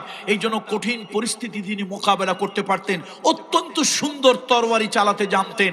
অত্যন্ত কঠিন পরিস্থিতির মধ্যে নিজেকে মানসিকভাবে ঠান্ডা রাখতে পারতেন। তিনি হলেন হযরত ওমর ইবনুল খাত্তাব। তিনি সমাজের নেতৃত্ব দিয়েছেন। যদি সাইয়্যিদুনা ওমর কখনো রাগ হতেন, গর্ভবতী নারীর সামনে হুঙ্কার দিলে তার ভয়ে গর্ভ খালাস হয়ে যেত। কোন সমাজের রাস্তাঘাটে যদি কোনো হুঙ্কার মারতেন, জমিন থরথর করে কাঁপতো। সেই সাইয়্যিদুনা ওমর রাদিয়াল্লাহু তাআলা ইসলাম গ্রহণ করলেন। মক্কার মুতাওয়াল্লি, খানায় কাবার মুতাওয়াল্লি। গোটা আরবের ভিতরে মক্কার লোকদের সম্মান ছিল আলাদা। এই মুতাওয়াল্লির নাম ছিল আব্দুল মুত্তালিব। আব্দুল মুত্তালিবের সন্তান নাম হলো আমির হামজা। কলিজা থেকে শ্রদ্ধা ভক্তি নিয়ে পড়েন রাদিয়াল্লাহু তাআলা আনহু। এই আমির হামজা ইসলাম গ্রহণ করলেন রাদিয়াল্লাহু তাআলা আনহু। আরেকজন লোক ইসলামকে প্রভাবিত করেছেন, তিনি হলেন আবু উবাইদা ইবনুল জাররাহ। আরেকজন ব্যবসায়ী ছিলেন, তিনি হলেন ওসমান জিন্নুরাইন। কেউ হয় 1000 টাকার ব্যবসায়ী, কেউ হয় লাখ টাকার ব্যবসায়ী, কেউ হয় কোটি টাকার ব্যবসায়ী, আর কারো পুঁজি এত বেশি যে সে কোটি কোটি টাকার ব্যবসায়ী, ভিআইপি সিআইপি ব্যবসায়ী। ওই যুগে আরব জাহানে একজন, দুইজন, চারজন যে ভিআইপি ব্যবসায়ী ছিল, সিআইপি ব্যবসায়ী ছিল, তাদের মধ্যে ওসমান জিন্নুরাইন একজন। রাসূলুল্লাহ তার ব্যবহারে খুশি হয়ে রাসূলুল্লাহর একটা কন্যা তার কাছে বিবাহ দিল। জামাইয়ের ব্যবহার এত ভালো, জামাইয়ের ব্যবহার আচার আচরণ এত ভালো, বড়লোক জামাই, শ্বশুরকে কষ্ট দেয় না, পীড়া দেয় না। এই মেয়েটা মারা যাওয়ার পরে নবীজি খুশি হয়ে ওই জামাইয়ের কাছে আর একটা মেয়ে দিল। এই জন্য হযরত ওসমানকে কি বলা হয় বলেন তো? জিন্নুরাইন বলা হয়। তার উপাধি। খুব নরম তবিয়তের মানুষ ছিল। কথা কি শুনতেছেন আপনারা আমার? যে কয়জন লোক, আবু বকর সিদ্দিক ব্যবসায়ী রাদিয়াল্লাহু তাআলা আনহু এবং প্রভাবশালী একজন ব্যক্তি, হযরত ওমর প্রভাবশালী একজন ব্যক্তি, শুধুমাত্র ইসলাম গ্রহণ করার কারণে সামাজিক প্রভাব চলে গেল, মর্যাদা চলে গেল, অত্যাচার শুরু হলো, নির্যাতন শুরু হলো, ব্যবসা বাণিজ্য বন্ধ হয়ে গেল। ওই আবু জাহেল, আবু লাহাব, উতবা, শায়বা, ওয়ালিদ ইবনে মুগিরা, আবু সুফিয়ান হলো তখন মক্কার লিডার, আবু সুফিয়ান হলো মক্কার শাসক। আবু সুফিয়ানের চোখের ইশারায় এই মানুষগুলি রাতের বেলা ঘরে ঘুমাতে পারে না, মামলা হামলায় জর্জরিত, এখানে সেখানে তারা পালিয়ে বেড়াচ্ছে। আর আরবের মক্কার কাফেরেরা টিপ্পনি কাটে, টিটকারি করে, আপনাদের এখানে কি বলে আমি জানি না, অর্থাৎ তারা নানান ধরনের ক্রিটিসাইজ করে, কয় যে এগুলো আস্ত পাগল, পাগল যদি না হবে, এত সুন্দর ব্যবসায়ী, কি দারুণ ব্যবসা ছিল, কি ইসলাম গ্রহণ করলো, কি কালেমা পড়লো, সব গেল। আরে ওমর এ তো একটা আধা পাগল, নাউজুবিল্লাহ বলেন না, এটা তো পাগল, না হলে যার সমাজে এত বড় প্রভাব ছিল, কি কালেমা পড়লো, কোন ইসলাম গ্রহণ করলো, যে এখন সব হারাইলো, পালিয়ে পালিয়ে বেড়াচ্ছে, নেতৃত্ব তো নাই, উল্টা আবু সুফিয়ানের লোকজনের মামলা হামলার ভয়ে পালিয়ে পালিয়ে বেড়ায়। মুতাওয়াল্লির সন্তান, আব্দে মানাব গোত্রের সন্তান, কুরাইশ বংশের সন্তান আমির হামজা, আমির হামজা যার উপাধি হলো সৈয়দুশ শুহাদা। আপনার কলিজায় যতটুকু শ্রদ্ধা আছে সবটুকু জমা করে পড়েন রাদিয়াল্লাহু তাআলা আনহু। এই এত বড় উচ্চ বংশের কুরাইশ বংশ, আব্দে মানাব গোত্রের সন্তান এই আমির হামজা রাদিয়াল্লাহু তাআলা আনহু, সেও পালিয়ে পালিয়ে বেড়াচ্ছে। কিছু লোকেরা চলে গেল জীবন বাঁচানোর জন্য, পিঠ বাঁচানোর জন্য চলে গেল ওই আবিসিনিয়ায়। ওখানে গিয়ে তারা শুনতে পারলো যে না, এখন মক্কার পরিস্থিতি ভালো, ওখান থেকে চলে আসছে। চলে এসে দেখলো আল্লাহ, আগে যা পরিস্থিতি ছিল তার থেকেও খারাপ, এখন আর ঘরে ঘুমানো যায় না, রাস্তাঘাটে হাঁটা যায় না, এই জালিমদের অত্যাচারে, জালিমদের নির্যাতনে, জালিমদের মামলা হামলার কারণে। এখন ওরা বলা বলি করতে লাগলো, বলা বলি করতে লাগলো, কি ইসলাম গ্রহণ করলো, এই পাগলামি করার কোনো দরকার ছিল? এই কথাগুলি আল্লাহ তাআলা আরশে আজিমের থেকে শুনতেছেন। কোরআনুল কারীমের ভিতরে একটা সূরা হলো সূরা আল মুমিনুন। কোন সূরা? সূরা আল মুমিনুন। এই সূরার তাফসীর এখনই খোলেন, শানে নজুলটা খোলেন। এই সূরা অবতীর্ণ যখন হলো সূরা আল মুমিনুন, আল্লাহ তাআলা আকাশ থেকে সূরা অবতীর্ণ করলেন। ওই কাফেররা বলা বলি করলো, আগে নেতা ছিল তা ভালো ছিল, আগে ব্যবসায়ী ছিল তা ভালো ছিল, আগে সমাজে প্রভাবশালী ছিল তা ভালো ছিল, কি কালেমা পড়লো, কোন ইসলাম গ্রহণ করলো, এখন আর ঘরে জায়গা হয় না, এখন আর রাতের বেলা ঘরে ঘুমাতে পারে না, এখন আর ব্যবসা বাণিজ্য করতে পারে না, পালিয়ে পালিয়ে বেড়ায়। এই লোকগুলি বরবাদ হয়ে গেল, ধ্বংস হয়ে গেল। আগে যা ছিল ভালো ছিল, এখন কি পাগলে ধরলো এই কাজগুলি করলো। অর্থাৎ ওদের ধারণা হলো ঈমান এনেছে, বরবাদ হয়ে গেছে, ঈমান এনেছে, ক্ষতিগ্রস্ত হয়ে গেছে, আল্লাহর পক্ষ নিয়েছে, ক্ষতিগ্রস্ত হয়ে গেছে, নবীর পক্ষ নিয়েছে, ক্ষতিগ্রস্ত হয়েছে, ইসলামের পক্ষ নিয়েছে, ক্ষতিগ্রস্ত হয়েছে।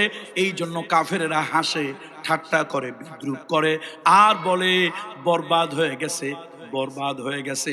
আরশে আজিম থেকে আল্লাহ সহ্য করতে পারলেন না, জিবরাইল অবতীর্ণ করলেন। আল্লাহ সূরা আল মুমিনুনে জানায় দিলেন, কদ আফলাহাল মুমিনুন। পড়েন আমার সঙ্গে সকলে, কদ আফলাহাল মুমিনুন। আমার ওই ইমানদারেরা সফল হয়ে গেছে। তোমরা মনে করছো ক্ষমতার মালিক হলে, তোমরা মনে করছো বাড়ির মালিক হলে, তোমরা মনে করছো গাড়ির মালিক হলে, তোমরা মনে করছো টাকার মালিক হলে, তোমরা মনে করছো অস্ত্রের মালিক হলে, তোমরা মনে করছো রাস্তায় রাহাজানি সন্ত্রাস করলে বোধহয় বিরাট একটা কিছু হয়ে যায়। না, আমার আবু বকর অনেক বড় ছিল, আজকে পালিয়ে পালিয়ে বেড়াচ্ছে। সমাজে অনেক বড় নেতা ছিল, ওমর সিংহ শাবক ছিল, আজকে ইসলামের জন্য পালিয়ে পালিয়ে বেড়াচ্ছে। আমার ওসমান জিন্নুরাইন বিরাট বড় সিআইপি ব্যবসায়ী ছিল, আজকে দ্বীনের জন্য, ইসলামের জন্য, মুহাম্মদ রাসূলুল্লাহর জন্য পালিয়ে পালিয়ে বেড়াচ্ছে। তোমরা মনে মনে ভেবেছো এরা বরবাদ হয়ে গেছে, ক্ষতিগ্রস্ত হয়ে গেছে, মামলা হামলায় জর্জরিত হয়ে গেছে, রাতের বেলা ঘরে ঘুমাতে পারে না, পাহাড়ে পাহাড়ে গিয়া এখানে সেখানে গিয়া রাত্রি কাটায়। ও জালিমেরা, এ জালিমেরা, এ সন্ত্রাসীরা, ভালো করে শুনে রাখ, তোরা সফল হস নাই। তোদের এই সফলতা 2 দিনের, তোদের এই সফলতা দুনিয়ার। আর আমার এই ইমানদারেরা, আমি আল্লাহ শপথ করে বললাম, কদ আফলাহাল মুমিনুন, আমার এই ইমানদারগুলি, এই মুমিনগুলি তারা সফল হয়ে গেছে, সফল হয়ে যাবে, একথা সফল হয়ে যাবে, একথা কদ কদ আপনারা বুঝবেন, আলেমরা বুঝবে। ফেলে মাজি মোজারের আগে যদি কদ আসে তাহলে কি অর্থ দেয় এটা আলেমরা বুঝবে, আপনারা বুঝবেন না। কদ আফলাহাল মুমিনুন, নিশ্চিত ভাবে আমার এই ইমানদারগুলি যারা পালিয়ে বেড়াচ্ছে তোদের সন্ত্রাসের ভয়ে, তোদের রাহাজানির ভয়ে, তোদের মামলার ভয়ে, তোদের হামলার ভয়ে, তোদের অত্যাচারের ভয়ে, তোদের নির্যাতনের ভয়ে যারা পালিয়ে বেড়াচ্ছে, আমি আল্লাহ আরশে আজিম থেকে ঘোষণা দিলাম, কাদ ওরা সফল হয়ে গেছে। হবে কথা আল্লাহ বলেন নাই, হবে আল্লাহ এ কথা বলেন নাই, কি হয়েছে? হয়ে গেছে। দেখেন না, ইমাম সাহেব আজানের পরে মুয়াজ্জিন কি বলে? কাদ বলেন না, কাদ। এই যে আজ নামাজ, কাদ কামাতিস সালাহ, এই কারা আসো? ইমাম সাহেব মুসল্লায় দাঁড়াইছে, নামাজের সবকিছু প্রস্তুত, কাদ কাদ কামাতিস সালাহ, নিশ্চিত ভাবে নামাজ দাঁড়িয়ে গিয়েছে। এখন ইমাম সাহেব কি করে বলেন তো? আল্লাহু আকবার, উইদিন ফিউ সেকেন্ডস ইমাম সাহেব বলে আল্লাহু আকবার। তাহলে বন্ধুরা আমার, কোরআনুল কারীমে আল্লাহ তাআলা বলছেন, শোনো, তোমরা কাদেরকে অভিভাবক বানাও, কাদেরকে তোমরা গার্ডিয়ান বানাও, আমি আল্লাহর অভিভাবক বানাও, আমি আল্লাহকে গার্ডিয়ান বানাও। এরা হলো ক্ষণস্থায়ী, আমি আল্লাহ হলাম চিরস্থায়ী। এরা কি? পৃথিবী হলো ক্ষণস্থায়ী, আমি আল্লাহ হলাম কি? চিরস্থায়ী। বন্ধুত্ব যদি করতে চাও, সম্পর্ক যদি করতে চাও, প্রেমের ডুরি যদি লাগাতে চাও, প্রেমের বন্ধন যদি করতে চাও, আমি আল্লাহর সাথে করো। হুয়াল আউয়ালু ওয়াল আখিরু ওয়াজ যাহিরু ওয়াল বাতিন ওয়া হুয়া আলা কুল্লি শাইইন কাদির ইন্নাল্লাহা ইয়াফআলু মা ইয়াশা। আমি তো আল্লাহ, সেই আল্লাহ, আমি তো সেই আল্লাহ। পৃথিবীর বিভিন্ন জাতিকে আমি আল্লাহ উত্থান দিয়েছি, পতন দিয়েছি, পৃথিবীর অনেক জাতিকে ইতিহাস থেকে আমি আল্লাহ তাআলা নিশ্চিহ্ন করে দিয়েছি। সুতরাং অভিভাবক কাকে বানাতে হবে বলেন তো? অভিভাবক কাকে বানাতে হবে?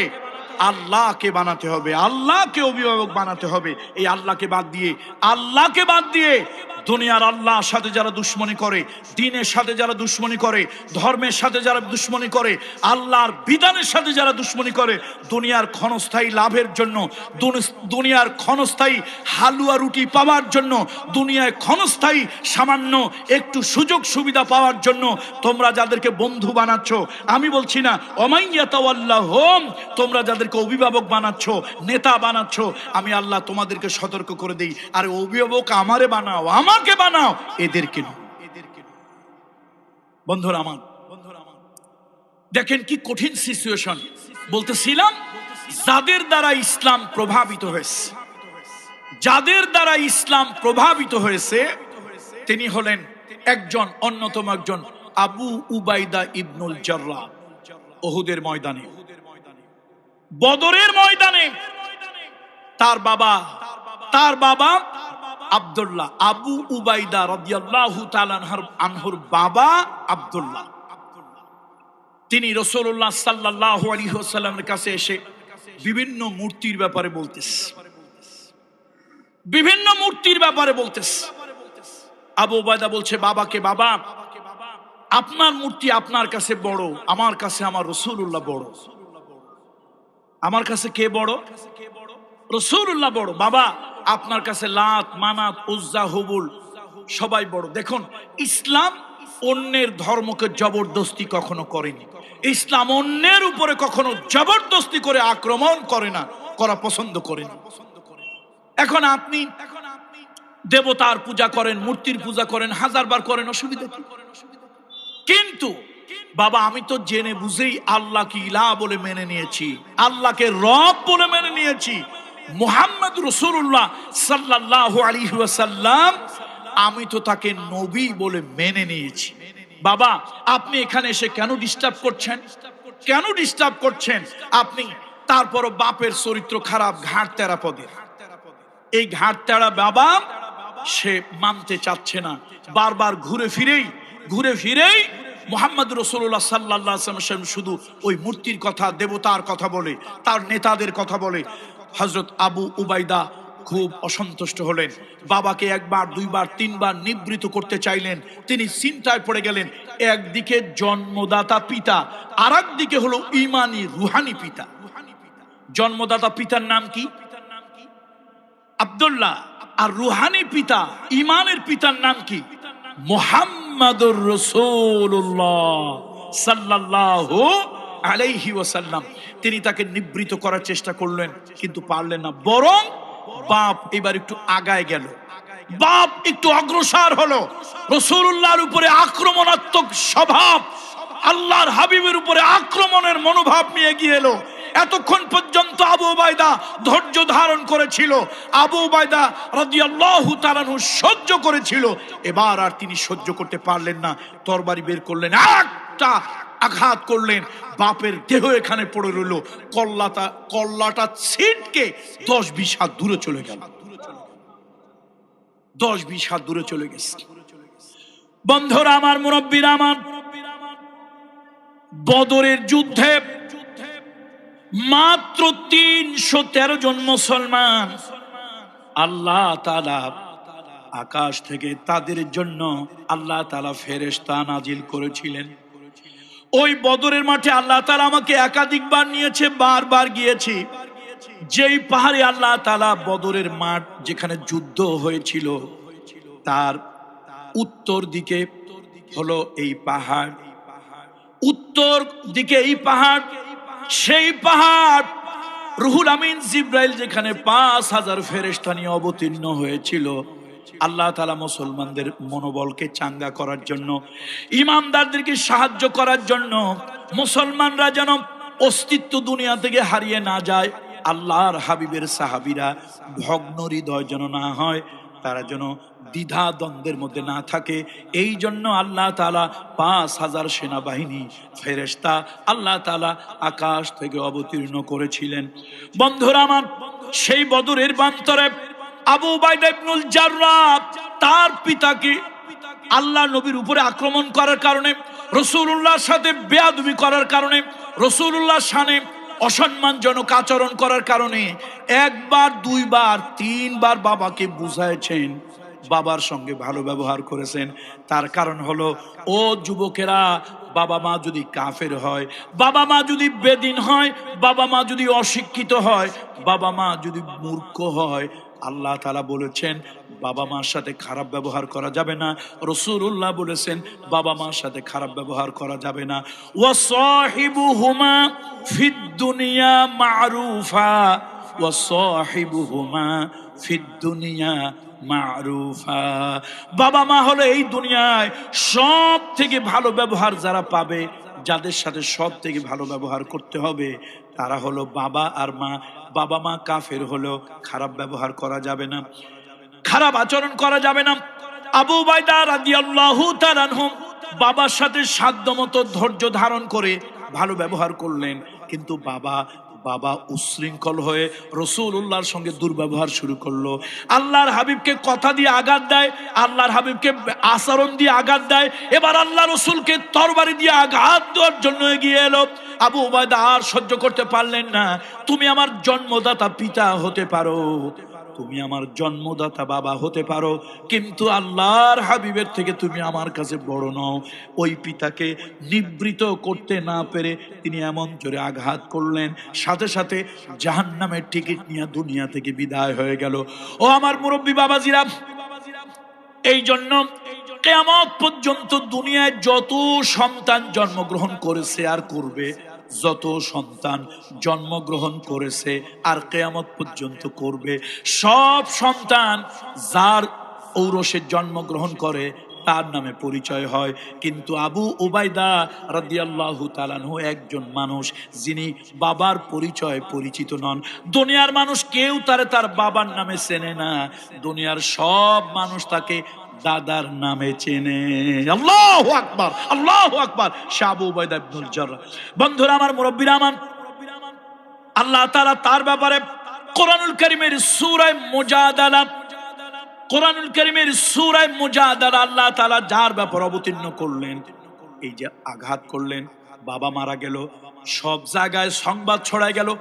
অকথা কুকথা বাতাসের আগে ভাসে, ভালো কথা ছড়ায় না, কিন্তু মন্দ কথা বলার লোক সমাজে কম না।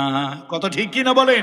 ভালো কথা ছড়ায় বেশি না অকথা কুকথা মন্দ কথা ছড়ায় বেশি? এই বাতাসের আগে কথা চলে গেছে গোটা আরবের ভিতরে।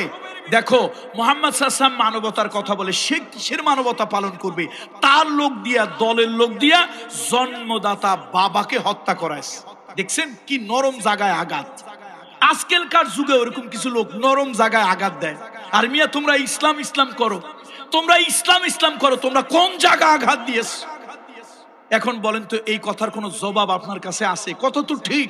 মুহাম্মদ রাসূলুল্লাহ মানবতার নবী, রহমতের নবী, দয়ার নবী, মায়ার নবী, করুণার নবী। সেই নবী তার উম্মতরে দিয়া, তার সাহাবীরে দিয়া কারে হত্যা করাইছে? বাপ তো যত বড়ই হোক, ডাকাত হইলো তো বাপ। এখন এই দুর্বলতার জায়গায় দেখেন আঘাত করেছে। এ মুসলমান, 14 গ্রামের মুসলমান, বাংলাদেশের মুসলমান, এশিয়া মহাদেশের মুসলমান, নবীজির উম্মত মুসলমান, তোমারে কাফের বাতিল মুনাফিকেরা এরকম দুর্বল পয়েন্ট দিয়ে আঘাত করবে। সাহাবীরা নিশ্চুপ, রাসূলুল্লাহ সাল্লাল্লাহু আলাইহি ওয়াসাল্লামের মুখখানা মলিন। হুজুর কোন কথার জবাব দিচ্ছে না, কি কথা জবাব দেবে? কেন হুজুরই তো আসামি। নাউযুবিল্লাহ, নাউযুবিল্লাহ, আস্তাগফিরুল্লাহিল আযীম। নবীজিকেই তো আসামি করে ফেলছে। মুহাম্মদ কেমন মানবতার কথা বলে, মনুষ্যত্বের কথা বলে, আর সে কিনা হত্যা করাইছে সন্তানকে দিয়ে। কাকে হত্যা করাইছে? বাবাকে। আল্লাহ, সাহাবীরা নিশ্চুপ, কথা বলতে পারছে না। আকাশ থেকে আল্লাহ তাআলা সূরা মুজাদালা নাজিল করলেন, লা তাজিদু কওমান ইউমিনুনা বিল্লাহি ওয়াল ইয়াউমিল আখির ইউয়াদ্দুনা মান হাদ্দাল্লাহা ওয়া রাসূলাহু ওয়ালাউ কানু আবাআহুম আও আবনাআহুম আও ইখওয়ানাহুম। আল্লাহ তাআলা জানায় দিলেন, ঈমানদার ঈমান যখন আনে, ঈমানের উপরে ইস্তেকামত থাকে, রাসূলুল্লাহর প্রতি কালেমা পড়ে যখন বিশ্বাস করে, তার কাছে ঈমানের থেকে, নবীর থেকে, ইসলামের থেকে তার দল, তার বাবা, তার মা, তার আপনজন কেউ নবীর থেকে বেশি আপন হতে পারে না। আল্লাহু আকবার। হাদিসের মধ্যে আসছে, হাদিসের মধ্যে আসছে, আল্লাহ নবী, আল্লাহ রাসূল সাল্লাল্লাহু আলাইহি ওয়াসাল্লাম এই আয়াত যখন প্রচার করে দিলেন, হযরত ওমর দাঁড়ায় বলল, ইয়া রাসূলুল্লাহ, ইয়া হাবিবাল্লাহ, আমার বাবার থেকে, আমার মায়ের থেকে, আমার বংশের থেকে, আমার সন্তান থেকে, আমার স্ত্রী থেকে, ইয়া রাসূলুল্লাহ, আপনাকে আমি বেশি ভালোবাসি, কিন্তু আমি ওমরের জীবন থেকে আপনাকে বেশি ভালোবাসি না। আমার জীবনটা আগে, তারপরে মুহাম্মদ রাসূলুল্লাহ সাল্লাল্লাহু আলাইহি সাল্লাম। কিন্তু আমি আল্লাহর নামে শপথ করে বলি, আমার বাবার থেকে নবীজি বড়, আমার মায়ের থেকে নবীজি বড়, আমার সন্তানের থেকে নবীজি বড়। আমি সন্তান ত্যাগ করতে পারি, বাবা মা ত্যাগ করতে পারি, রাসূলুল্লাহ ত্যাগ করতে পারি না। আল্লাহ নবী বলেন, ও ওমর, তুমি এখনো পুরোপুরি ইমানদার হও নাই। আল্লাহু আকবার। ওমর, ওমর, এখনো তুমি পুরোপুরি ইমানদার হও নাই, এখনো তুমি পুরোপুরি ইমানদার হতে পারো নাই। হযরত ওমর রাদিয়াল্লাহু তাআলা আনহু বাচ্চা ছেলেদের মতো ঢুকরে ঢুকরে কাঁদেন, ফুফায় বুবায় কাঁদেন। ও ওমর, তুমি কাঁদো কেন? ইয়া রাসূলুল্লাহ, এই জন্য কাঁদি, এই জন্য আমি কাঁদি, আমি তো এখনো পুরাপুরি ইমানদার হতে পারি নাই। ইয়া রাসূলুল্লাহ, আমি পুরাপুরি মোকাম্মেল ইমানদার কেমন করে হব? আল্লাহ নবী শাহাদাত আঙ্গুলি রাসূলুল্লাহ সাল্লাল্লাহু আলাইহি ওয়াসাল্লাম ওমর রাদিয়াল্লাহু তাআলা আনহুর সিনার দিকে দিলেন। আল্লাহ নবী সিনার দিকে আঙ্গুল দিয়া আল্লাহ রাসূল তাকে বললেন, ওমর, তোমার জীবনটা থেকে, তোমার জীবন, তোমার মা বাপ, তোমার নেতা নেত্রী, তোমার দল, তোমার সংগঠন, তোমার ধন দৌলত, সব কিছু থেকে লা ইউমিনু আহাদুকুম হাত্তা আকুনা হাব্বা ইলাইহি মিন ওয়ালিদিহি ওয়া ওয়ালাদিহি ওয়ান নাসি আজমাইন। ও ওমর, তুমি যতক্ষণ পর্যন্ত সব কিছু থেকে আমি নবী মুহাম্মদুর রাসূলুল্লাহ আহাব্বা, অধিক ভালোবাসা, বেশি ভালোবাসা, সব থেকে বেশি ভালোবাসার পাত্র আমি যতক্ষণ না হব, ততক্ষণ পর্যন্ত তুমি ইমানদার পুরোপুরি হতে পারবে না। এ কথা বলার সাথে সাথে সাইয়েদনা ওমর একটা চিৎকার দিয়ে লাফ দিয়ে উঠলেন আর বলেন, ইয়া রাসূলুল্লাহ, এখন আমার কাছে মনে হয় আমার জীবনের থেকেও আপনি রাসূলুল্লাহ অধিক প্রিয়। আল্লাহু আকবার। তিনি কাঁদতেছেন। নবীজি বলেন, ওমর কেঁদো না, এই পাগলা ওমর কেঁদো না, তুমি ঈমানে কামেল ও মুকাম্মেল হয়ে গেছো। আল্লাহু আকবার। তাহলে ভাইরা, 14 গ্রামের ভাইরা, আপনি একবার একটু, আমি কিছু বলবো না, আপনি ঘুমাতে গিয়ে আল্লাহকে হাজির নাজির জেনে বুকে হাতটা রেখে মালিককে জিজ্ঞেস করবেন, আসলেই কি আপনার কাছে অন্য তুলনায় নবীজি কতটুকু গুরুত্বপূর্ণ? আপনার দল, আপনার নেতা, আপনার সংগঠন, আপনি মসজিদে ইমাম নামাজ পড়তে গিয়েছেন, ইমামের পিছনে ইমাম সাহেব তিরমিজি শরীফ, নাসাই শরীফ, বুখারী শরীফ, আবু দাউদ শরীফ, ইবনে মাজাহ শরীফ, কোরআন শরীফ, বিভিন্ন কিতাব থেকে সহিহ হাদিস এবং কোরআনের আয়াত দিয়ে তিনি বলেছেন, ইমাম সাহেব ওয়াজ করেছেন, সেই ওয়াজ আপনার দল, আপনার সংগঠন, আপনার নেতা, আপনার নেত্রীর বিরুদ্ধে চলে গিয়েছে। সাথে সাথে আপনি থানায় ফোন করে পুলিশ এনেছেন, ইমামকে পিটাইয়া রক্তাক্ত করে তারপরে তাকে পুলিশের হাতে তুলে দিয়েছেন। আপনি তো সেই জাতের, সেই চরিত্রের মুমিন মুসলমান। বন্ধুরা আমার বাবা মরহুম দেলওয়ার হোসেন আনসারী নওয়ারাল্লাহু মারকাদাহু ওয়া জাআলাল জান্নাতা মাসওয়াহু, যার কাছে হাজার নয় লক্ষ লক্ষ উলামা ইকরাম বায়াত হয়েছিলেন, যিনি সুন্নাতের পুরোপুরি পাবন্দ ছিলেন এবং একাধিক ভাষায় যথেষ্ট এডেপ্ট, দক্ষ ছিলেন। তিনি রাসূলুল্লাহর সিরাত, ইংরেজিতে এত উন্নত ইংরেজি দিয়ে তিনি কথা বলতে পারতেন, রাসূলুল্লাহর সিরাত উপস্থাপন করতে পারতেন, যেন তেন IA pass, BA pass, MA pass লোকের পায়জামা নষ্ট হয়ে যেত সে ইংরেজির শব্দ অর্থ উদ্ধার করতে গিয়ে। আপনাদের এই রায়কোট মাহিনী তিনি এসেছেন। এখন আমার বাবা যত বড় পীর হোক, এই আসমানের নিচে জমিনের উপরে, আসমানের নিচে জমিনের উপরে আমার বাপের থেকে বড় পীর, শ্রেষ্ঠ পীর, বুজুর্গ পীর পৃথিবীতে আর কেউ নাই। এখন আমার বাপের একটা মূর্তি ভাস্কর্য বানাইলাম, আমার খানকার পাশে মেন দরজার কাছে রাখলাম। আমি হুকুম দিলাম, আমার বাবার যারা ভক্ত মুরিদ, এই আমার বাবা হলে আসমানের নিচে জমিনের উপরে সব থেকে বড় বুজুর্গ, আপনারা আসবেন, আমার বাবাকে পায়ের কাছে একটা একটা ফুল দেবেন আর নীরবে অথবা সূরা কেরাত পড়ে 1 মিনিট নীরবে মাথা নিচু করে দাঁড়িয়ে থাকবেন। বলেন, এটা একটা ভালো সওয়াবের কাজ না? হ্যাঁ, নাউজুবিল্লাহ। বাঙালি মাহফিলে আসলে আউজুবিল্লাহ, নাউজুবিল্লাহ, আস্তাগফিরুল্লাহ, বাহিরে গেলে কুল্লু শাই আলহামদুলিল্লাহ। বাহিরে গেলে কুল্লু শাই কি? আমি বলছিলাম আমার বাপ ছোটখাটো বুজুর্গ না, আসমানের নিচে জমিনের উপরে বড় বুজুর্গ। আপনার উত্তর ছিল, শোনেন, তোমার বাপ যদি আসমানের উপরের বুজুর্গ হয়, জমিনের না, তোমার বাপ যদি আসমানের উপরের বুজুর্গ হয়, আল্লাহর শরিয়াতে, মুহাম্মদ রাসূলুল্লাহর শরিয়াতে ভাস্কর্য তৈরি করা হারাম, তার সামনে মাথা নত করা হারাম, তার সামনে ফুল দিয়ে নীরবে দাঁড়িয়ে থাকা শিরক, কোন মুসলমানের সন্তান তা করতে পারে না।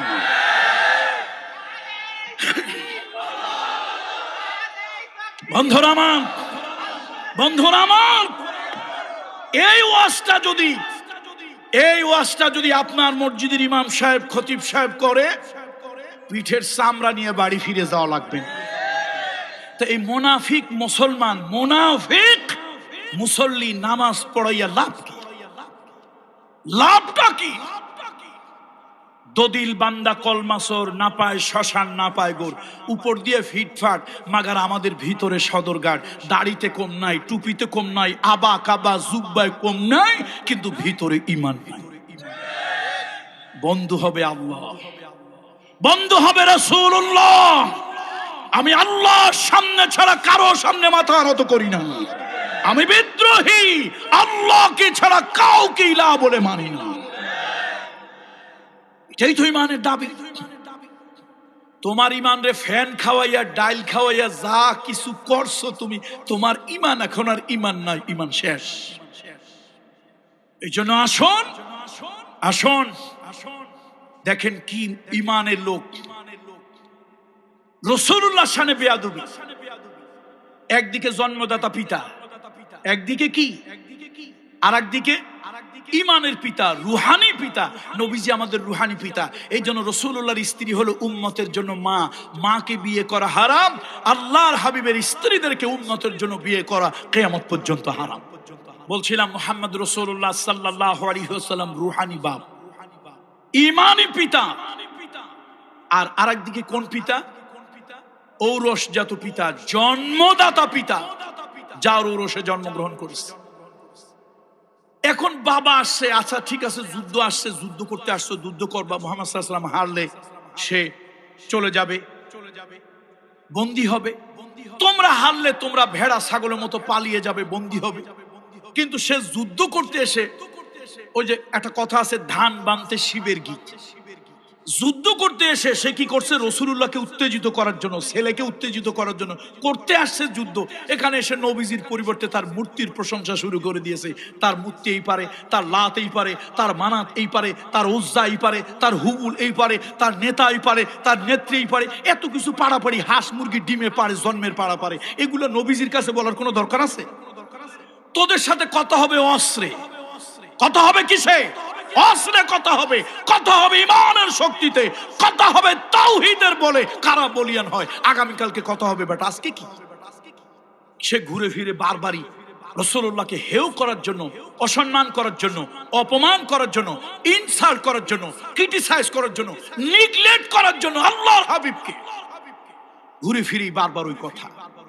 আবু উবাইদা বাপকে সান্ত্বনা দিচ্ছে, বাবা আপনি যেহেতু আবু সুফিয়ানের দলে আসছেন, আবু জাহেলের দলে আসছেন, দেখা হবে ময়দানে, কথা হবে তরবারিতে, বাবা আপনি চলে যান প্লিজ। আমি রাসূলুল্লাহ সাল্লাল্লাহু আলাইহি ওয়াসাল্লামের কোনো সম্মান মেনে নিতে পারি না, অপমান মেনে নিতে পারি না। সে ঘুরে ফিরে আবার ওই একই গীত, একই গান। এরপরে শুধু তাই নয়, এবার সে একটু অ্যাডামেন্ট টাইপের হয়ে গেল, ক্ষিপ্ত টাইপের হয়ে গেল, রাসূলুল্লাহর উপরে আক্রমণের মতো অবস্থার সৃষ্টি করলো। একবার, দুইবার, তিনবার ছেলে বাবাকে সম্মান করে, যতই হোক জন্মদাতা পিতা, তো ইসলাম জন্মদাতা পিতাকে সম্মান করতে বলেছে না অসম্মান করতে বলেছে? সম্মান করতে বলেছে। নবীজি বলেছেন, হুমা জান্নাতুকা ওয়া নারুক, আল জান্নাতু তাহতা আকদামিল উম্মাহাত, মান আরাদা ওয়ালিদাইহি ফাকাদ আরাদাল্লাহ ওয়া মান আসখাতা ওয়ালিদাইহি ফাকাদ আসখাতাল্লাহ। এই যে বিররুল ওয়ালিদাইন, হকুল ওয়ালিদাইন ইসলাম বলেছে, নবী মুহাম্মদ রাসূলুল্লাহ বলেছেন না। তারপর বাপ ঘুরে ফিরে নবীর ব্যাপারে, নবীকে অসম্মান, ইহানাত সহ্য হয় না, সহ্য হয় নাই। বাপ যখন সীমা অতিক্রম করেছে, ছাড়িয়ে গিয়েছে, আল্লাহর হাবিবকে আক্রমণের জন্য উদ্যত হয়েছে, ছেলে আল্লাহর নামে এক আঘাত করেছে, দেহ ওই জায়গায় পড়ে আছে, কল্লা ছিটকে গিয়ে দূরে পড়েছে। গোটা আরবের ভিতরে বাতাসের আগে অকথা ছড়িয়ে গেল, মুহাম্মদ সাল্লাল্লাহু আলাইহি ওয়াসাল্লাম কিসের মানবতার কথা বলেন, কিসের ইসলামের কথা বলেন? সন্তানরে দিয়া বাপকে হত্যা করালো, তিনি কেমন নবী? আচ্ছা, অভিযোগটা এখন কার বিরুদ্ধে? এখন আর আবু উবাইদা রাদিয়াল্লাহু তাআলার উপরে অভিযোগ নাই, অভিযোগ চলে আসছে সরাসরি কার উপরে? রাসূলের উপরে। এখন নবীজি কি বলবেন? আল্লাহর হাবিব তো কিং কর্তব্য বিমূঢ়, রাসূলুল্লাহ কি বলবেন? আরশে আজিম থেকে আল্লাহ তাআলা সূরা মুজাদালার আয়াত অবতীর্ণ করে দিলেন। কোরআনুল কারীমে আয়াত অবতীর্ণ হয়ে গেল, হে হাবিব, ঈমান যে আনে, ঈমান আনার পর তার কাছে তার দল, তার কাছে তার বাপ, তার কাছে তার সন্তান, তার কাছে তার গোত্র, এগুলি বড় হতে পারে না। ঈমানদার যদি ঈমানকে প্রাধান্য দেয়, তার কাছে প্রিয় হবে, আসল হবে আল্লাহ এবং মুহাম্মদ রাসূলুল্লাহ। সুতরাং আবু উবাইদা ইবনুল জাররাহ যেই সিদ্ধান্ত নিয়েছেন, আল্লাহ তাআলা তার এই সিদ্ধান্তে আরশে আজিমের মালিক রাজি হয়েছেন, খুশি হয়েছেন, এবং আল্লাহ তাআলা এই খুনের দায় থেকে তাকে মুক্তি দিয়ে দিয়েছেন। বন্ধুরা আমার, আবু উবাইদা রাদিয়াল্লাহু তাআলা আনহুর মুহাব্বত রাসূলুল্লাহর প্রতি কেমন ছিল? উহুদের যুদ্ধ আমরা জানি রাসূলুল্লাহর মাথার মধ্যে কি ঢুকে গিয়েছিল, কথা বলেন না আপনারা? লোহার হেলমেটটা ঢুকে গিয়েছিল, ভেঙে রাসূলুল্লাহর মাথার মধ্যে ঢুকে গিয়েছিল। আহা, তিনবার রাসূলুল্লাহ বেহুশ হয়ে যান, আল্লাহ রাসূলের মাথা থেকে রক্ত বের হচ্ছে, এবং সাইয়্যিদুনা আবু বকর সিদ্দিক সিদ্ধান্ত নিলেন, রাদিয়াল্লাহু তাআলা আনহু সিদ্ধান্ত নিলেন, মাথার এই লোহার ভগ্নাংশ উঠাতে হবে এবং এই জায়গায় পট্টি লাগাই দিতে হবে, ব্যান্ডেজ করে দিতে হবে, না হলে রাসূলুল্লাহকে বাঁচানো যাবে না। তিনি সিদ্ধান্ত নিলেন এটাকে উঠাবেন। হঠাৎ পিছন দিক থেকে একটা চিৎকার, তিনি আওয়াজ শুনতে পেলেন, চিৎকার আওয়াজ।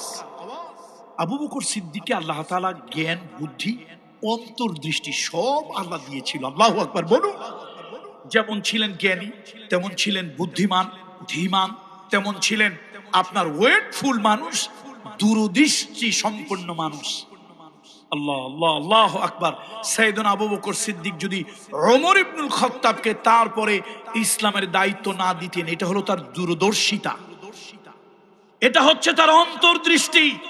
তিনি যদি সাইয়েদনা ওমরকে যদি দায়িত্ব না দিতেন, তাহলে ইসলাম 30 লক্ষ বর্গমাইল এরিয়া পর্যন্ত পৌঁছতে পারত না।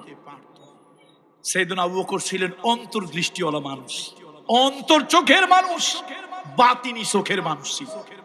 হযরত আবু বকর সিদ্দিক বলেন, এই নবীজির সাহাবারা কেউ সামনে আগাবে না, কেউ আগাবে না। আবু উবাইদা ইবনুল জাররাহ, তাআল হেনা, আসো আমার কাছে আসো। নবীজির মাথা থেকে লোহার ভগ্নাংশ উঠানোর দায়িত্ব তোমাকেই দেয়া হলো। কেমন ভালোবাসা আল্লাহ নবীর উপরে। কোন কাপড় দিয়া নবীর রক্ত পরিষ্কার করব না, এই কাপড়ের আঘাত নবীর গায়ে লাগতে পারে, কোন ন্যাকড়া দিয়ে, ঘাস দিয়ে করব না। রাসূলুল্লাহর মাথার রক্তগুলি বন্ধ হচ্ছে না, শরীরের মধ্যে রক্ত। আবু উবাইদা ইবনুল জাররাহ আল্লাহর হাবিবের এই অবস্থা দেখে নিজের জিহ্বাটা দিয়ে চেটে চেটে রাসূলুল্লাহর রক্ত পরিষ্কার করতেছে। নিজের জিহ্বা দিয়া রাসূলুল্লাহর রক্ত মোবারক পরিষ্কার করলেন। এবার তিনি মনে মনে ভাবলেন, আল্লাহ নবীর ওই কয়রাটা, লোহার ভগ্নাংশটা উঠাবেন, তিনি এমন জোরে একবার কষ্ট দেবেন, একবার কষ্ট দেবেন। এই লোহার কয়রাটা যদি কোনো কিছু দিয়ে আটকায় ধরা হয়, দাঁত দিয়ে কামড়ানো হয়, যতবার টান দেব, যতবার টান দেব, নবীজি ততবার কষ্ট পাবে। নিজের ডেকে বলেন, ও আবু উবাইদা, ও আবু উবাইদা, তোমার জান চলে যায়, যাক, তুমি কষ্ট পাও, কিন্তু হাবিবে কিবরিয়া রহমাতুল লিল আলামিন আল্লাহর হাবিবকে একবারের বেশি 2 বার তুমি কষ্ট দিতে পারবে না। এই বলে তিনি নবীজির মাথার রক্তগুলি জিহবা দিয়া চেটে চেটে পরিষ্কার করে, এরপরে ওই ভগ্নাংশের মধ্যে, লোহার ভাঙ্গা অংশের মধ্যে দাঁত দিয়া জোরে কামড়ায় ধরে আল্লাহু আকবার বলে এমন জোরে ঝটকা জোরে একটা টান মারলো। সঙ্গে সঙ্গে আবু উবাইদা ইবনুল জাররাহর দুটি দাঁত শহীদ হয়ে উহুদের ময়দানে পড়ে গেল। নবীজির মাথা থেকে লোহার কয়রাটা উঠে গেল, ফিনকি দিয়া রক্ত বের হতে লাগলো। খেজুরের সাটাই পোড়াইয়া ছাই বানাইয়া ওই ছাই দিয়া নবীর মাথায় পট্টি লাগায় দেওয়া হলো, ব্যান্ডেজ করে দেওয়া হলো। বন্ধুরা আমার, কি ভালোবাসা নবীর জন্য। আরে তুমি তো মুসলমান মুনাফিক, তুমি মুসলমান মুনাফিক, তোমার থেকে আল্লাহর হাবিবের চাচা কাফের যদিও আবু তালেবের ভালোবাসা তুমি মুসলমান থেকে অনেক বেশি ছিল। তুমি মুসলমান অনেক বেশি ছিল। ঢাকার প্রেস ক্লাবে, নাম বলবো না, আমি কোরআনের দাওয়াত দিতে আসছি, অন্ধকার হৃদয়কে আলোকিত করতে আসছি। আমি রাজনীতি করার জন্য অথবা কোন দলকে উঠানোর জন্য, কোন দলকে নামানোর জন্য আসি না। এই জন্য নাম বলল। ঢাকার প্রেস ক্লাবের একজন সাংবাদিক নেতা, নাম বললে আপনারা একেবারে চিনে ফেলবেন। কপালের মধ্যে বোধহয় 1.5 না 1.25 থেকে 2.5 ইঞ্চি নামাজের দাগ কপালে, কপালের ভিতরে নামাজের দাগ।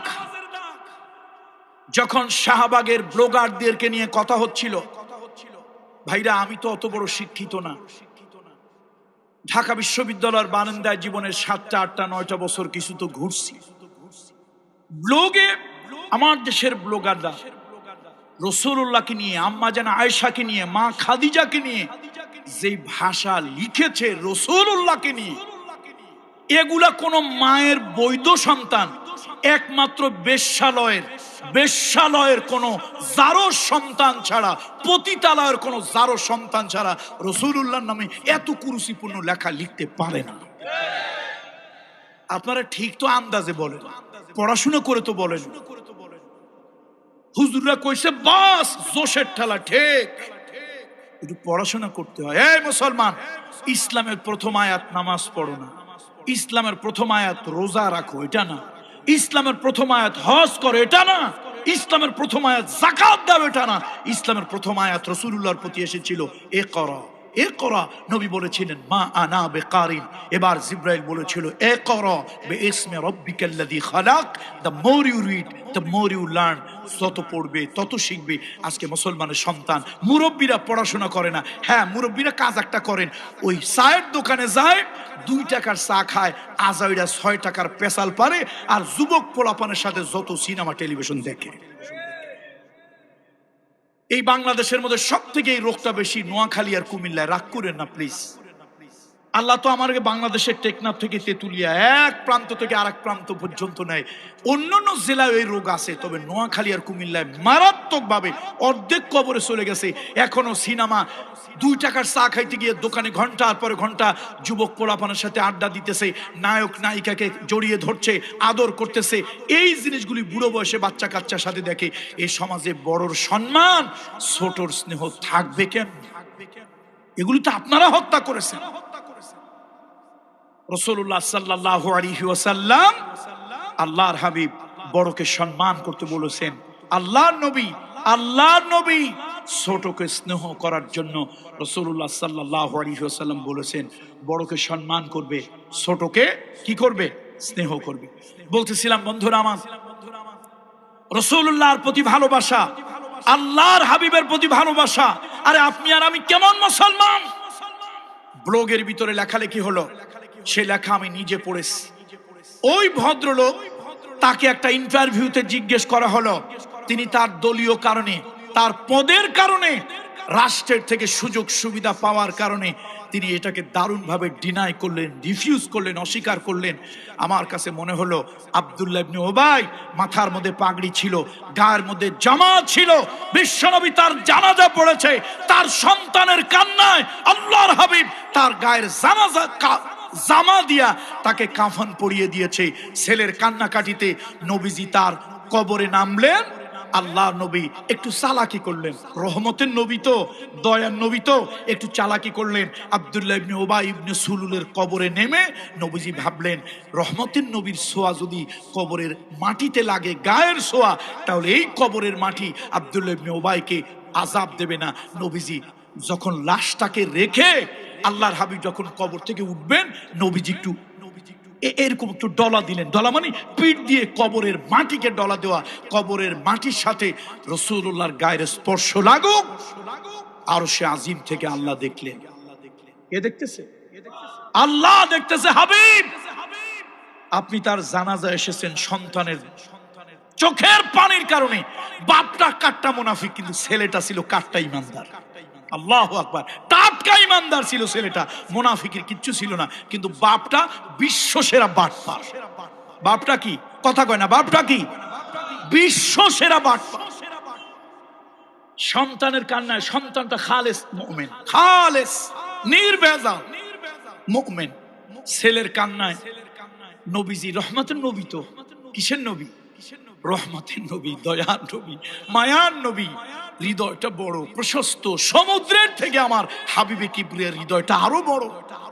ব্যথা পেয়েছেন, ব্যথা দেন নাই। আঘাত খেয়েছেন, কাউকে আঘাত করেননি। নবীজি নির্যাতিত হয়েছেন, সেই মানুষগুলোকে দাঁড়িয়ে রাসূলুল্লাহ বলেছেন ইউসুফ আলাইহিস সালাম তার ভাইদেরকে যেরকম ক্ষমা করেছিল, আজকের এই দিনে আমি পারলে প্রত্যেককে তার প্রতিশোধ নিতে পারতাম। আমি মুহাম্মদ রাসূলুল্লাহ, মুহাম্মদ ইবনে আব্দুল্লাহ, সেই প্রতিশোধ নিলাম না। ইউসুফ আলাইহিস সালামের মতো তোমাদেরকে আমি ক্ষমা করে দিই। কি হৃদয় আল্লাহ তাকে দিয়েছে! আল্লাহু আকবার।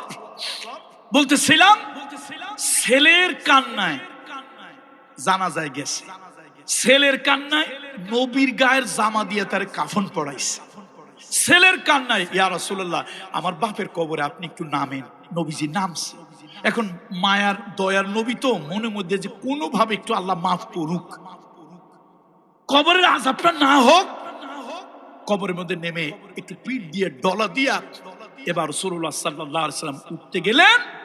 আরশের মালিক আল্লাহ জানিয়ে দিলেন, হাবিব আপনি যদি তার জন্য 1000 বার 70 বারও যদি তার জন্য তওবা করেন, মাফ চান, আমি আল্লাহ তাআলা এই জালিম, এই নাফরমান, এই বেঈমান, এই শয়তান, এই দাড়িওয়ালা, এই টুপিওয়ালা, এই জুব্বাওয়ালা, এই তথাকথিত মসজিদে জানেওয়ালা, আমি আল্লাহ তাআলা এই নাফরমানটারে মাফ করব না। তাহলে আবু লাহাব, আরে আবু তালিব কাফের ছিল, কিন্তু নবীজি কি এক দিনের জন্য তিনি ছেড়ে বিপদে ছেড়ে কোথাও যাননি। শিয়াবে আবি তালিব, শিয়াবে আবি তালিব, আল্লাহ তো প্রতি বছর আমাকে সৌদি আরব নিয়ে যায়। ওখানে যখন তাকাই মনটা ব্যথায় ভরে ওঠে। এই দুনিয়ায় যত নিষ্ঠুরের জেলখানা হোক, 24 ঘন্টায় একবার হলো খাবার দেয়, পানি দেয়। আমার হাবিবে কিবরিয়া রহমাতুল লিল আলামিনকে ওই শিয়াবে আবি তালেব 36 মাসের উপরে নবীজিকে রাখা হয়েছিল। খাবার পানি কোনো কিছু দেওয়া হয় নাই। মাথার উপরে ছাদ ছিল না, নিচে কোনো নরম বিছানা ছিল না। এই জায়গায় কেমন করে রাসূলুল্লাহ সাল্লাল্লাহু আলাইহি ওয়াসাল্লাম ছিলেন।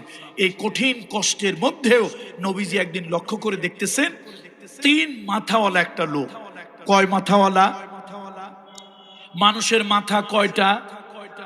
নবীজি দেখতেছেন কয় মাথাওয়ালা লোক? 3 মাথাওয়ালা লোক। নবীজি অবাক হয়ে, রহমাতুল লিল আলামিন অবাক হয়ে কাছে গেলেন যে 3 মাথা কেন?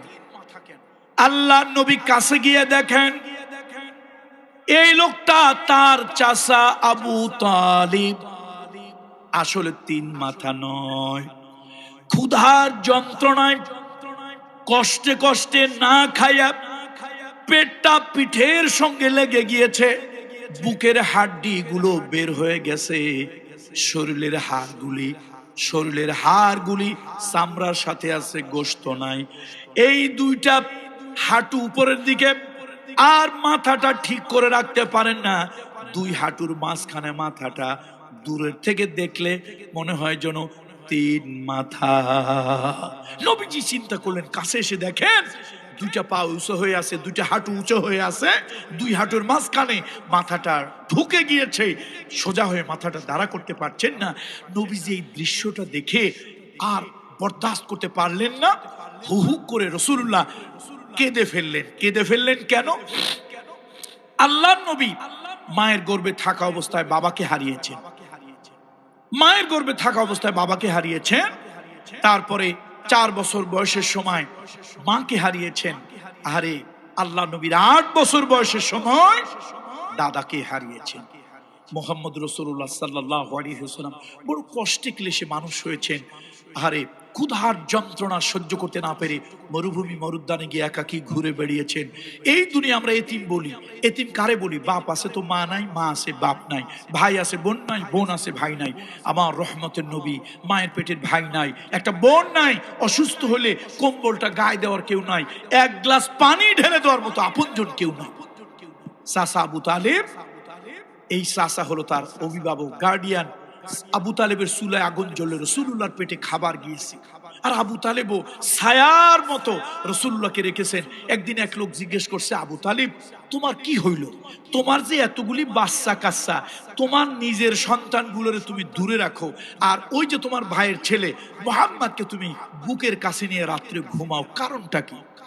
আবু তালেব বলে, চোখের পানি ছেড়ে দিয়ে আবু তালেব বলছে, দেখো আমার ছেলে পেলেদের বাবা মা আছে, আমার সন্তানের বাবা মা আছে, ওরা দূরে থাকলেও বাবা মার অভাব বুঝবে না।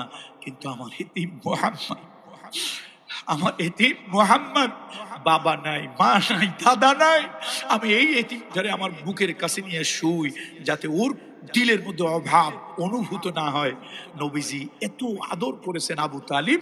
এই আবু তালিবকে ওই অবস্থায় দেখে নবীজি সহ্য করতে পারে নাই। এমনি তো হাবিবে কিবরিয়ার দিলটা নরম, আর যেই চাচা মায়ের আদর দিয়েছে, বাবার স্নেহ দিয়েছে, দাদার ভালোবাসা দিয়েছে, সেই চাচার এই দুই অবস্থা দেখে নবীজি ঢুকরে ঢুকরে কেঁদে বলতেছেন, চাচা আমাদেরকে এই আবু সুফিয়ান, এই গভর্নমেন্ট, এই সরকার, সরকারের হেডের নাম কি, সরকারের প্রধানের নাম কি? কথা কয় না, আবু সুফিয়ান। চাচা এই সরকার আবু জাহেল, আবু লাহাব, উতবা, সাইবা, তাদের সেলা সামুন্ডা, এই আবু সুফিয়ানের সরকার আমাদেরকে অবরুদ্ধ করেছে, অবরোধ করেছে, কষ্ট দিয়েছে। চাচা আপনাকে তো অবরোধ করে নাই, আপনি এই জায়গায় কেন কষ্ট পান? আবু তালিব চোখের পানি ছেড়ে দিয়ে বলতেছে, মুহাম্মদ সাল্লাল্লাহু আলাইহি ওয়াসাল্লাম, তোমার কি মনে আছে তোমার বয়স যখন 8 বছর, আমার বাবা ওই কাবার ছায়ায় আমার এই হাতখানা তোমার মাথার উপরে রেখে বলেছিল, এ আবু তালিব, এই বাইতুল্লাহর প্রভুকে সাক্ষী রাখলাম, ইব্রাহিমের খোদাকে সাক্ষী রাখলাম, ইসমাইলের খোদাকে সাক্ষী রাখলাম, আমার এই এতিমটার মাথায় তোমার হাত দিলাম, যতদিন বেঁচে থাকো এই এতিমটার উপরে তুমি ছায়া হয়ে, আশ্রয় হয়ে থাকবে। আমি কাফের হইতে পারি, কাফের হতে পারি, কিন্তু বাবার সেই বাবার যে ওসিয়াত ভঙ্গ করতে পারি না। বাবা আমি যদি মরেও যাই, মুহাম্মদ আমি তোমাকে ছাড়বো। তুমি রাসূলুল্লাহকে গালি দেয়, আম্মা জান আয়েশাকে গালি দেয়, তুমি একজন নামাজি, তুমি একজন নেতা, তুমি একজন মন্ত্রীর পদমর্যাদার লোক, তুমি তোমার হালুয়া রুটির কারণে তুমি চোখে দেখো না, আল্লাহর কসম কিয়ামতের দিন আল্লাহ তোমাকে অন্ধ বানায় উঠাবে। কথা কি আমার না কোরআনের?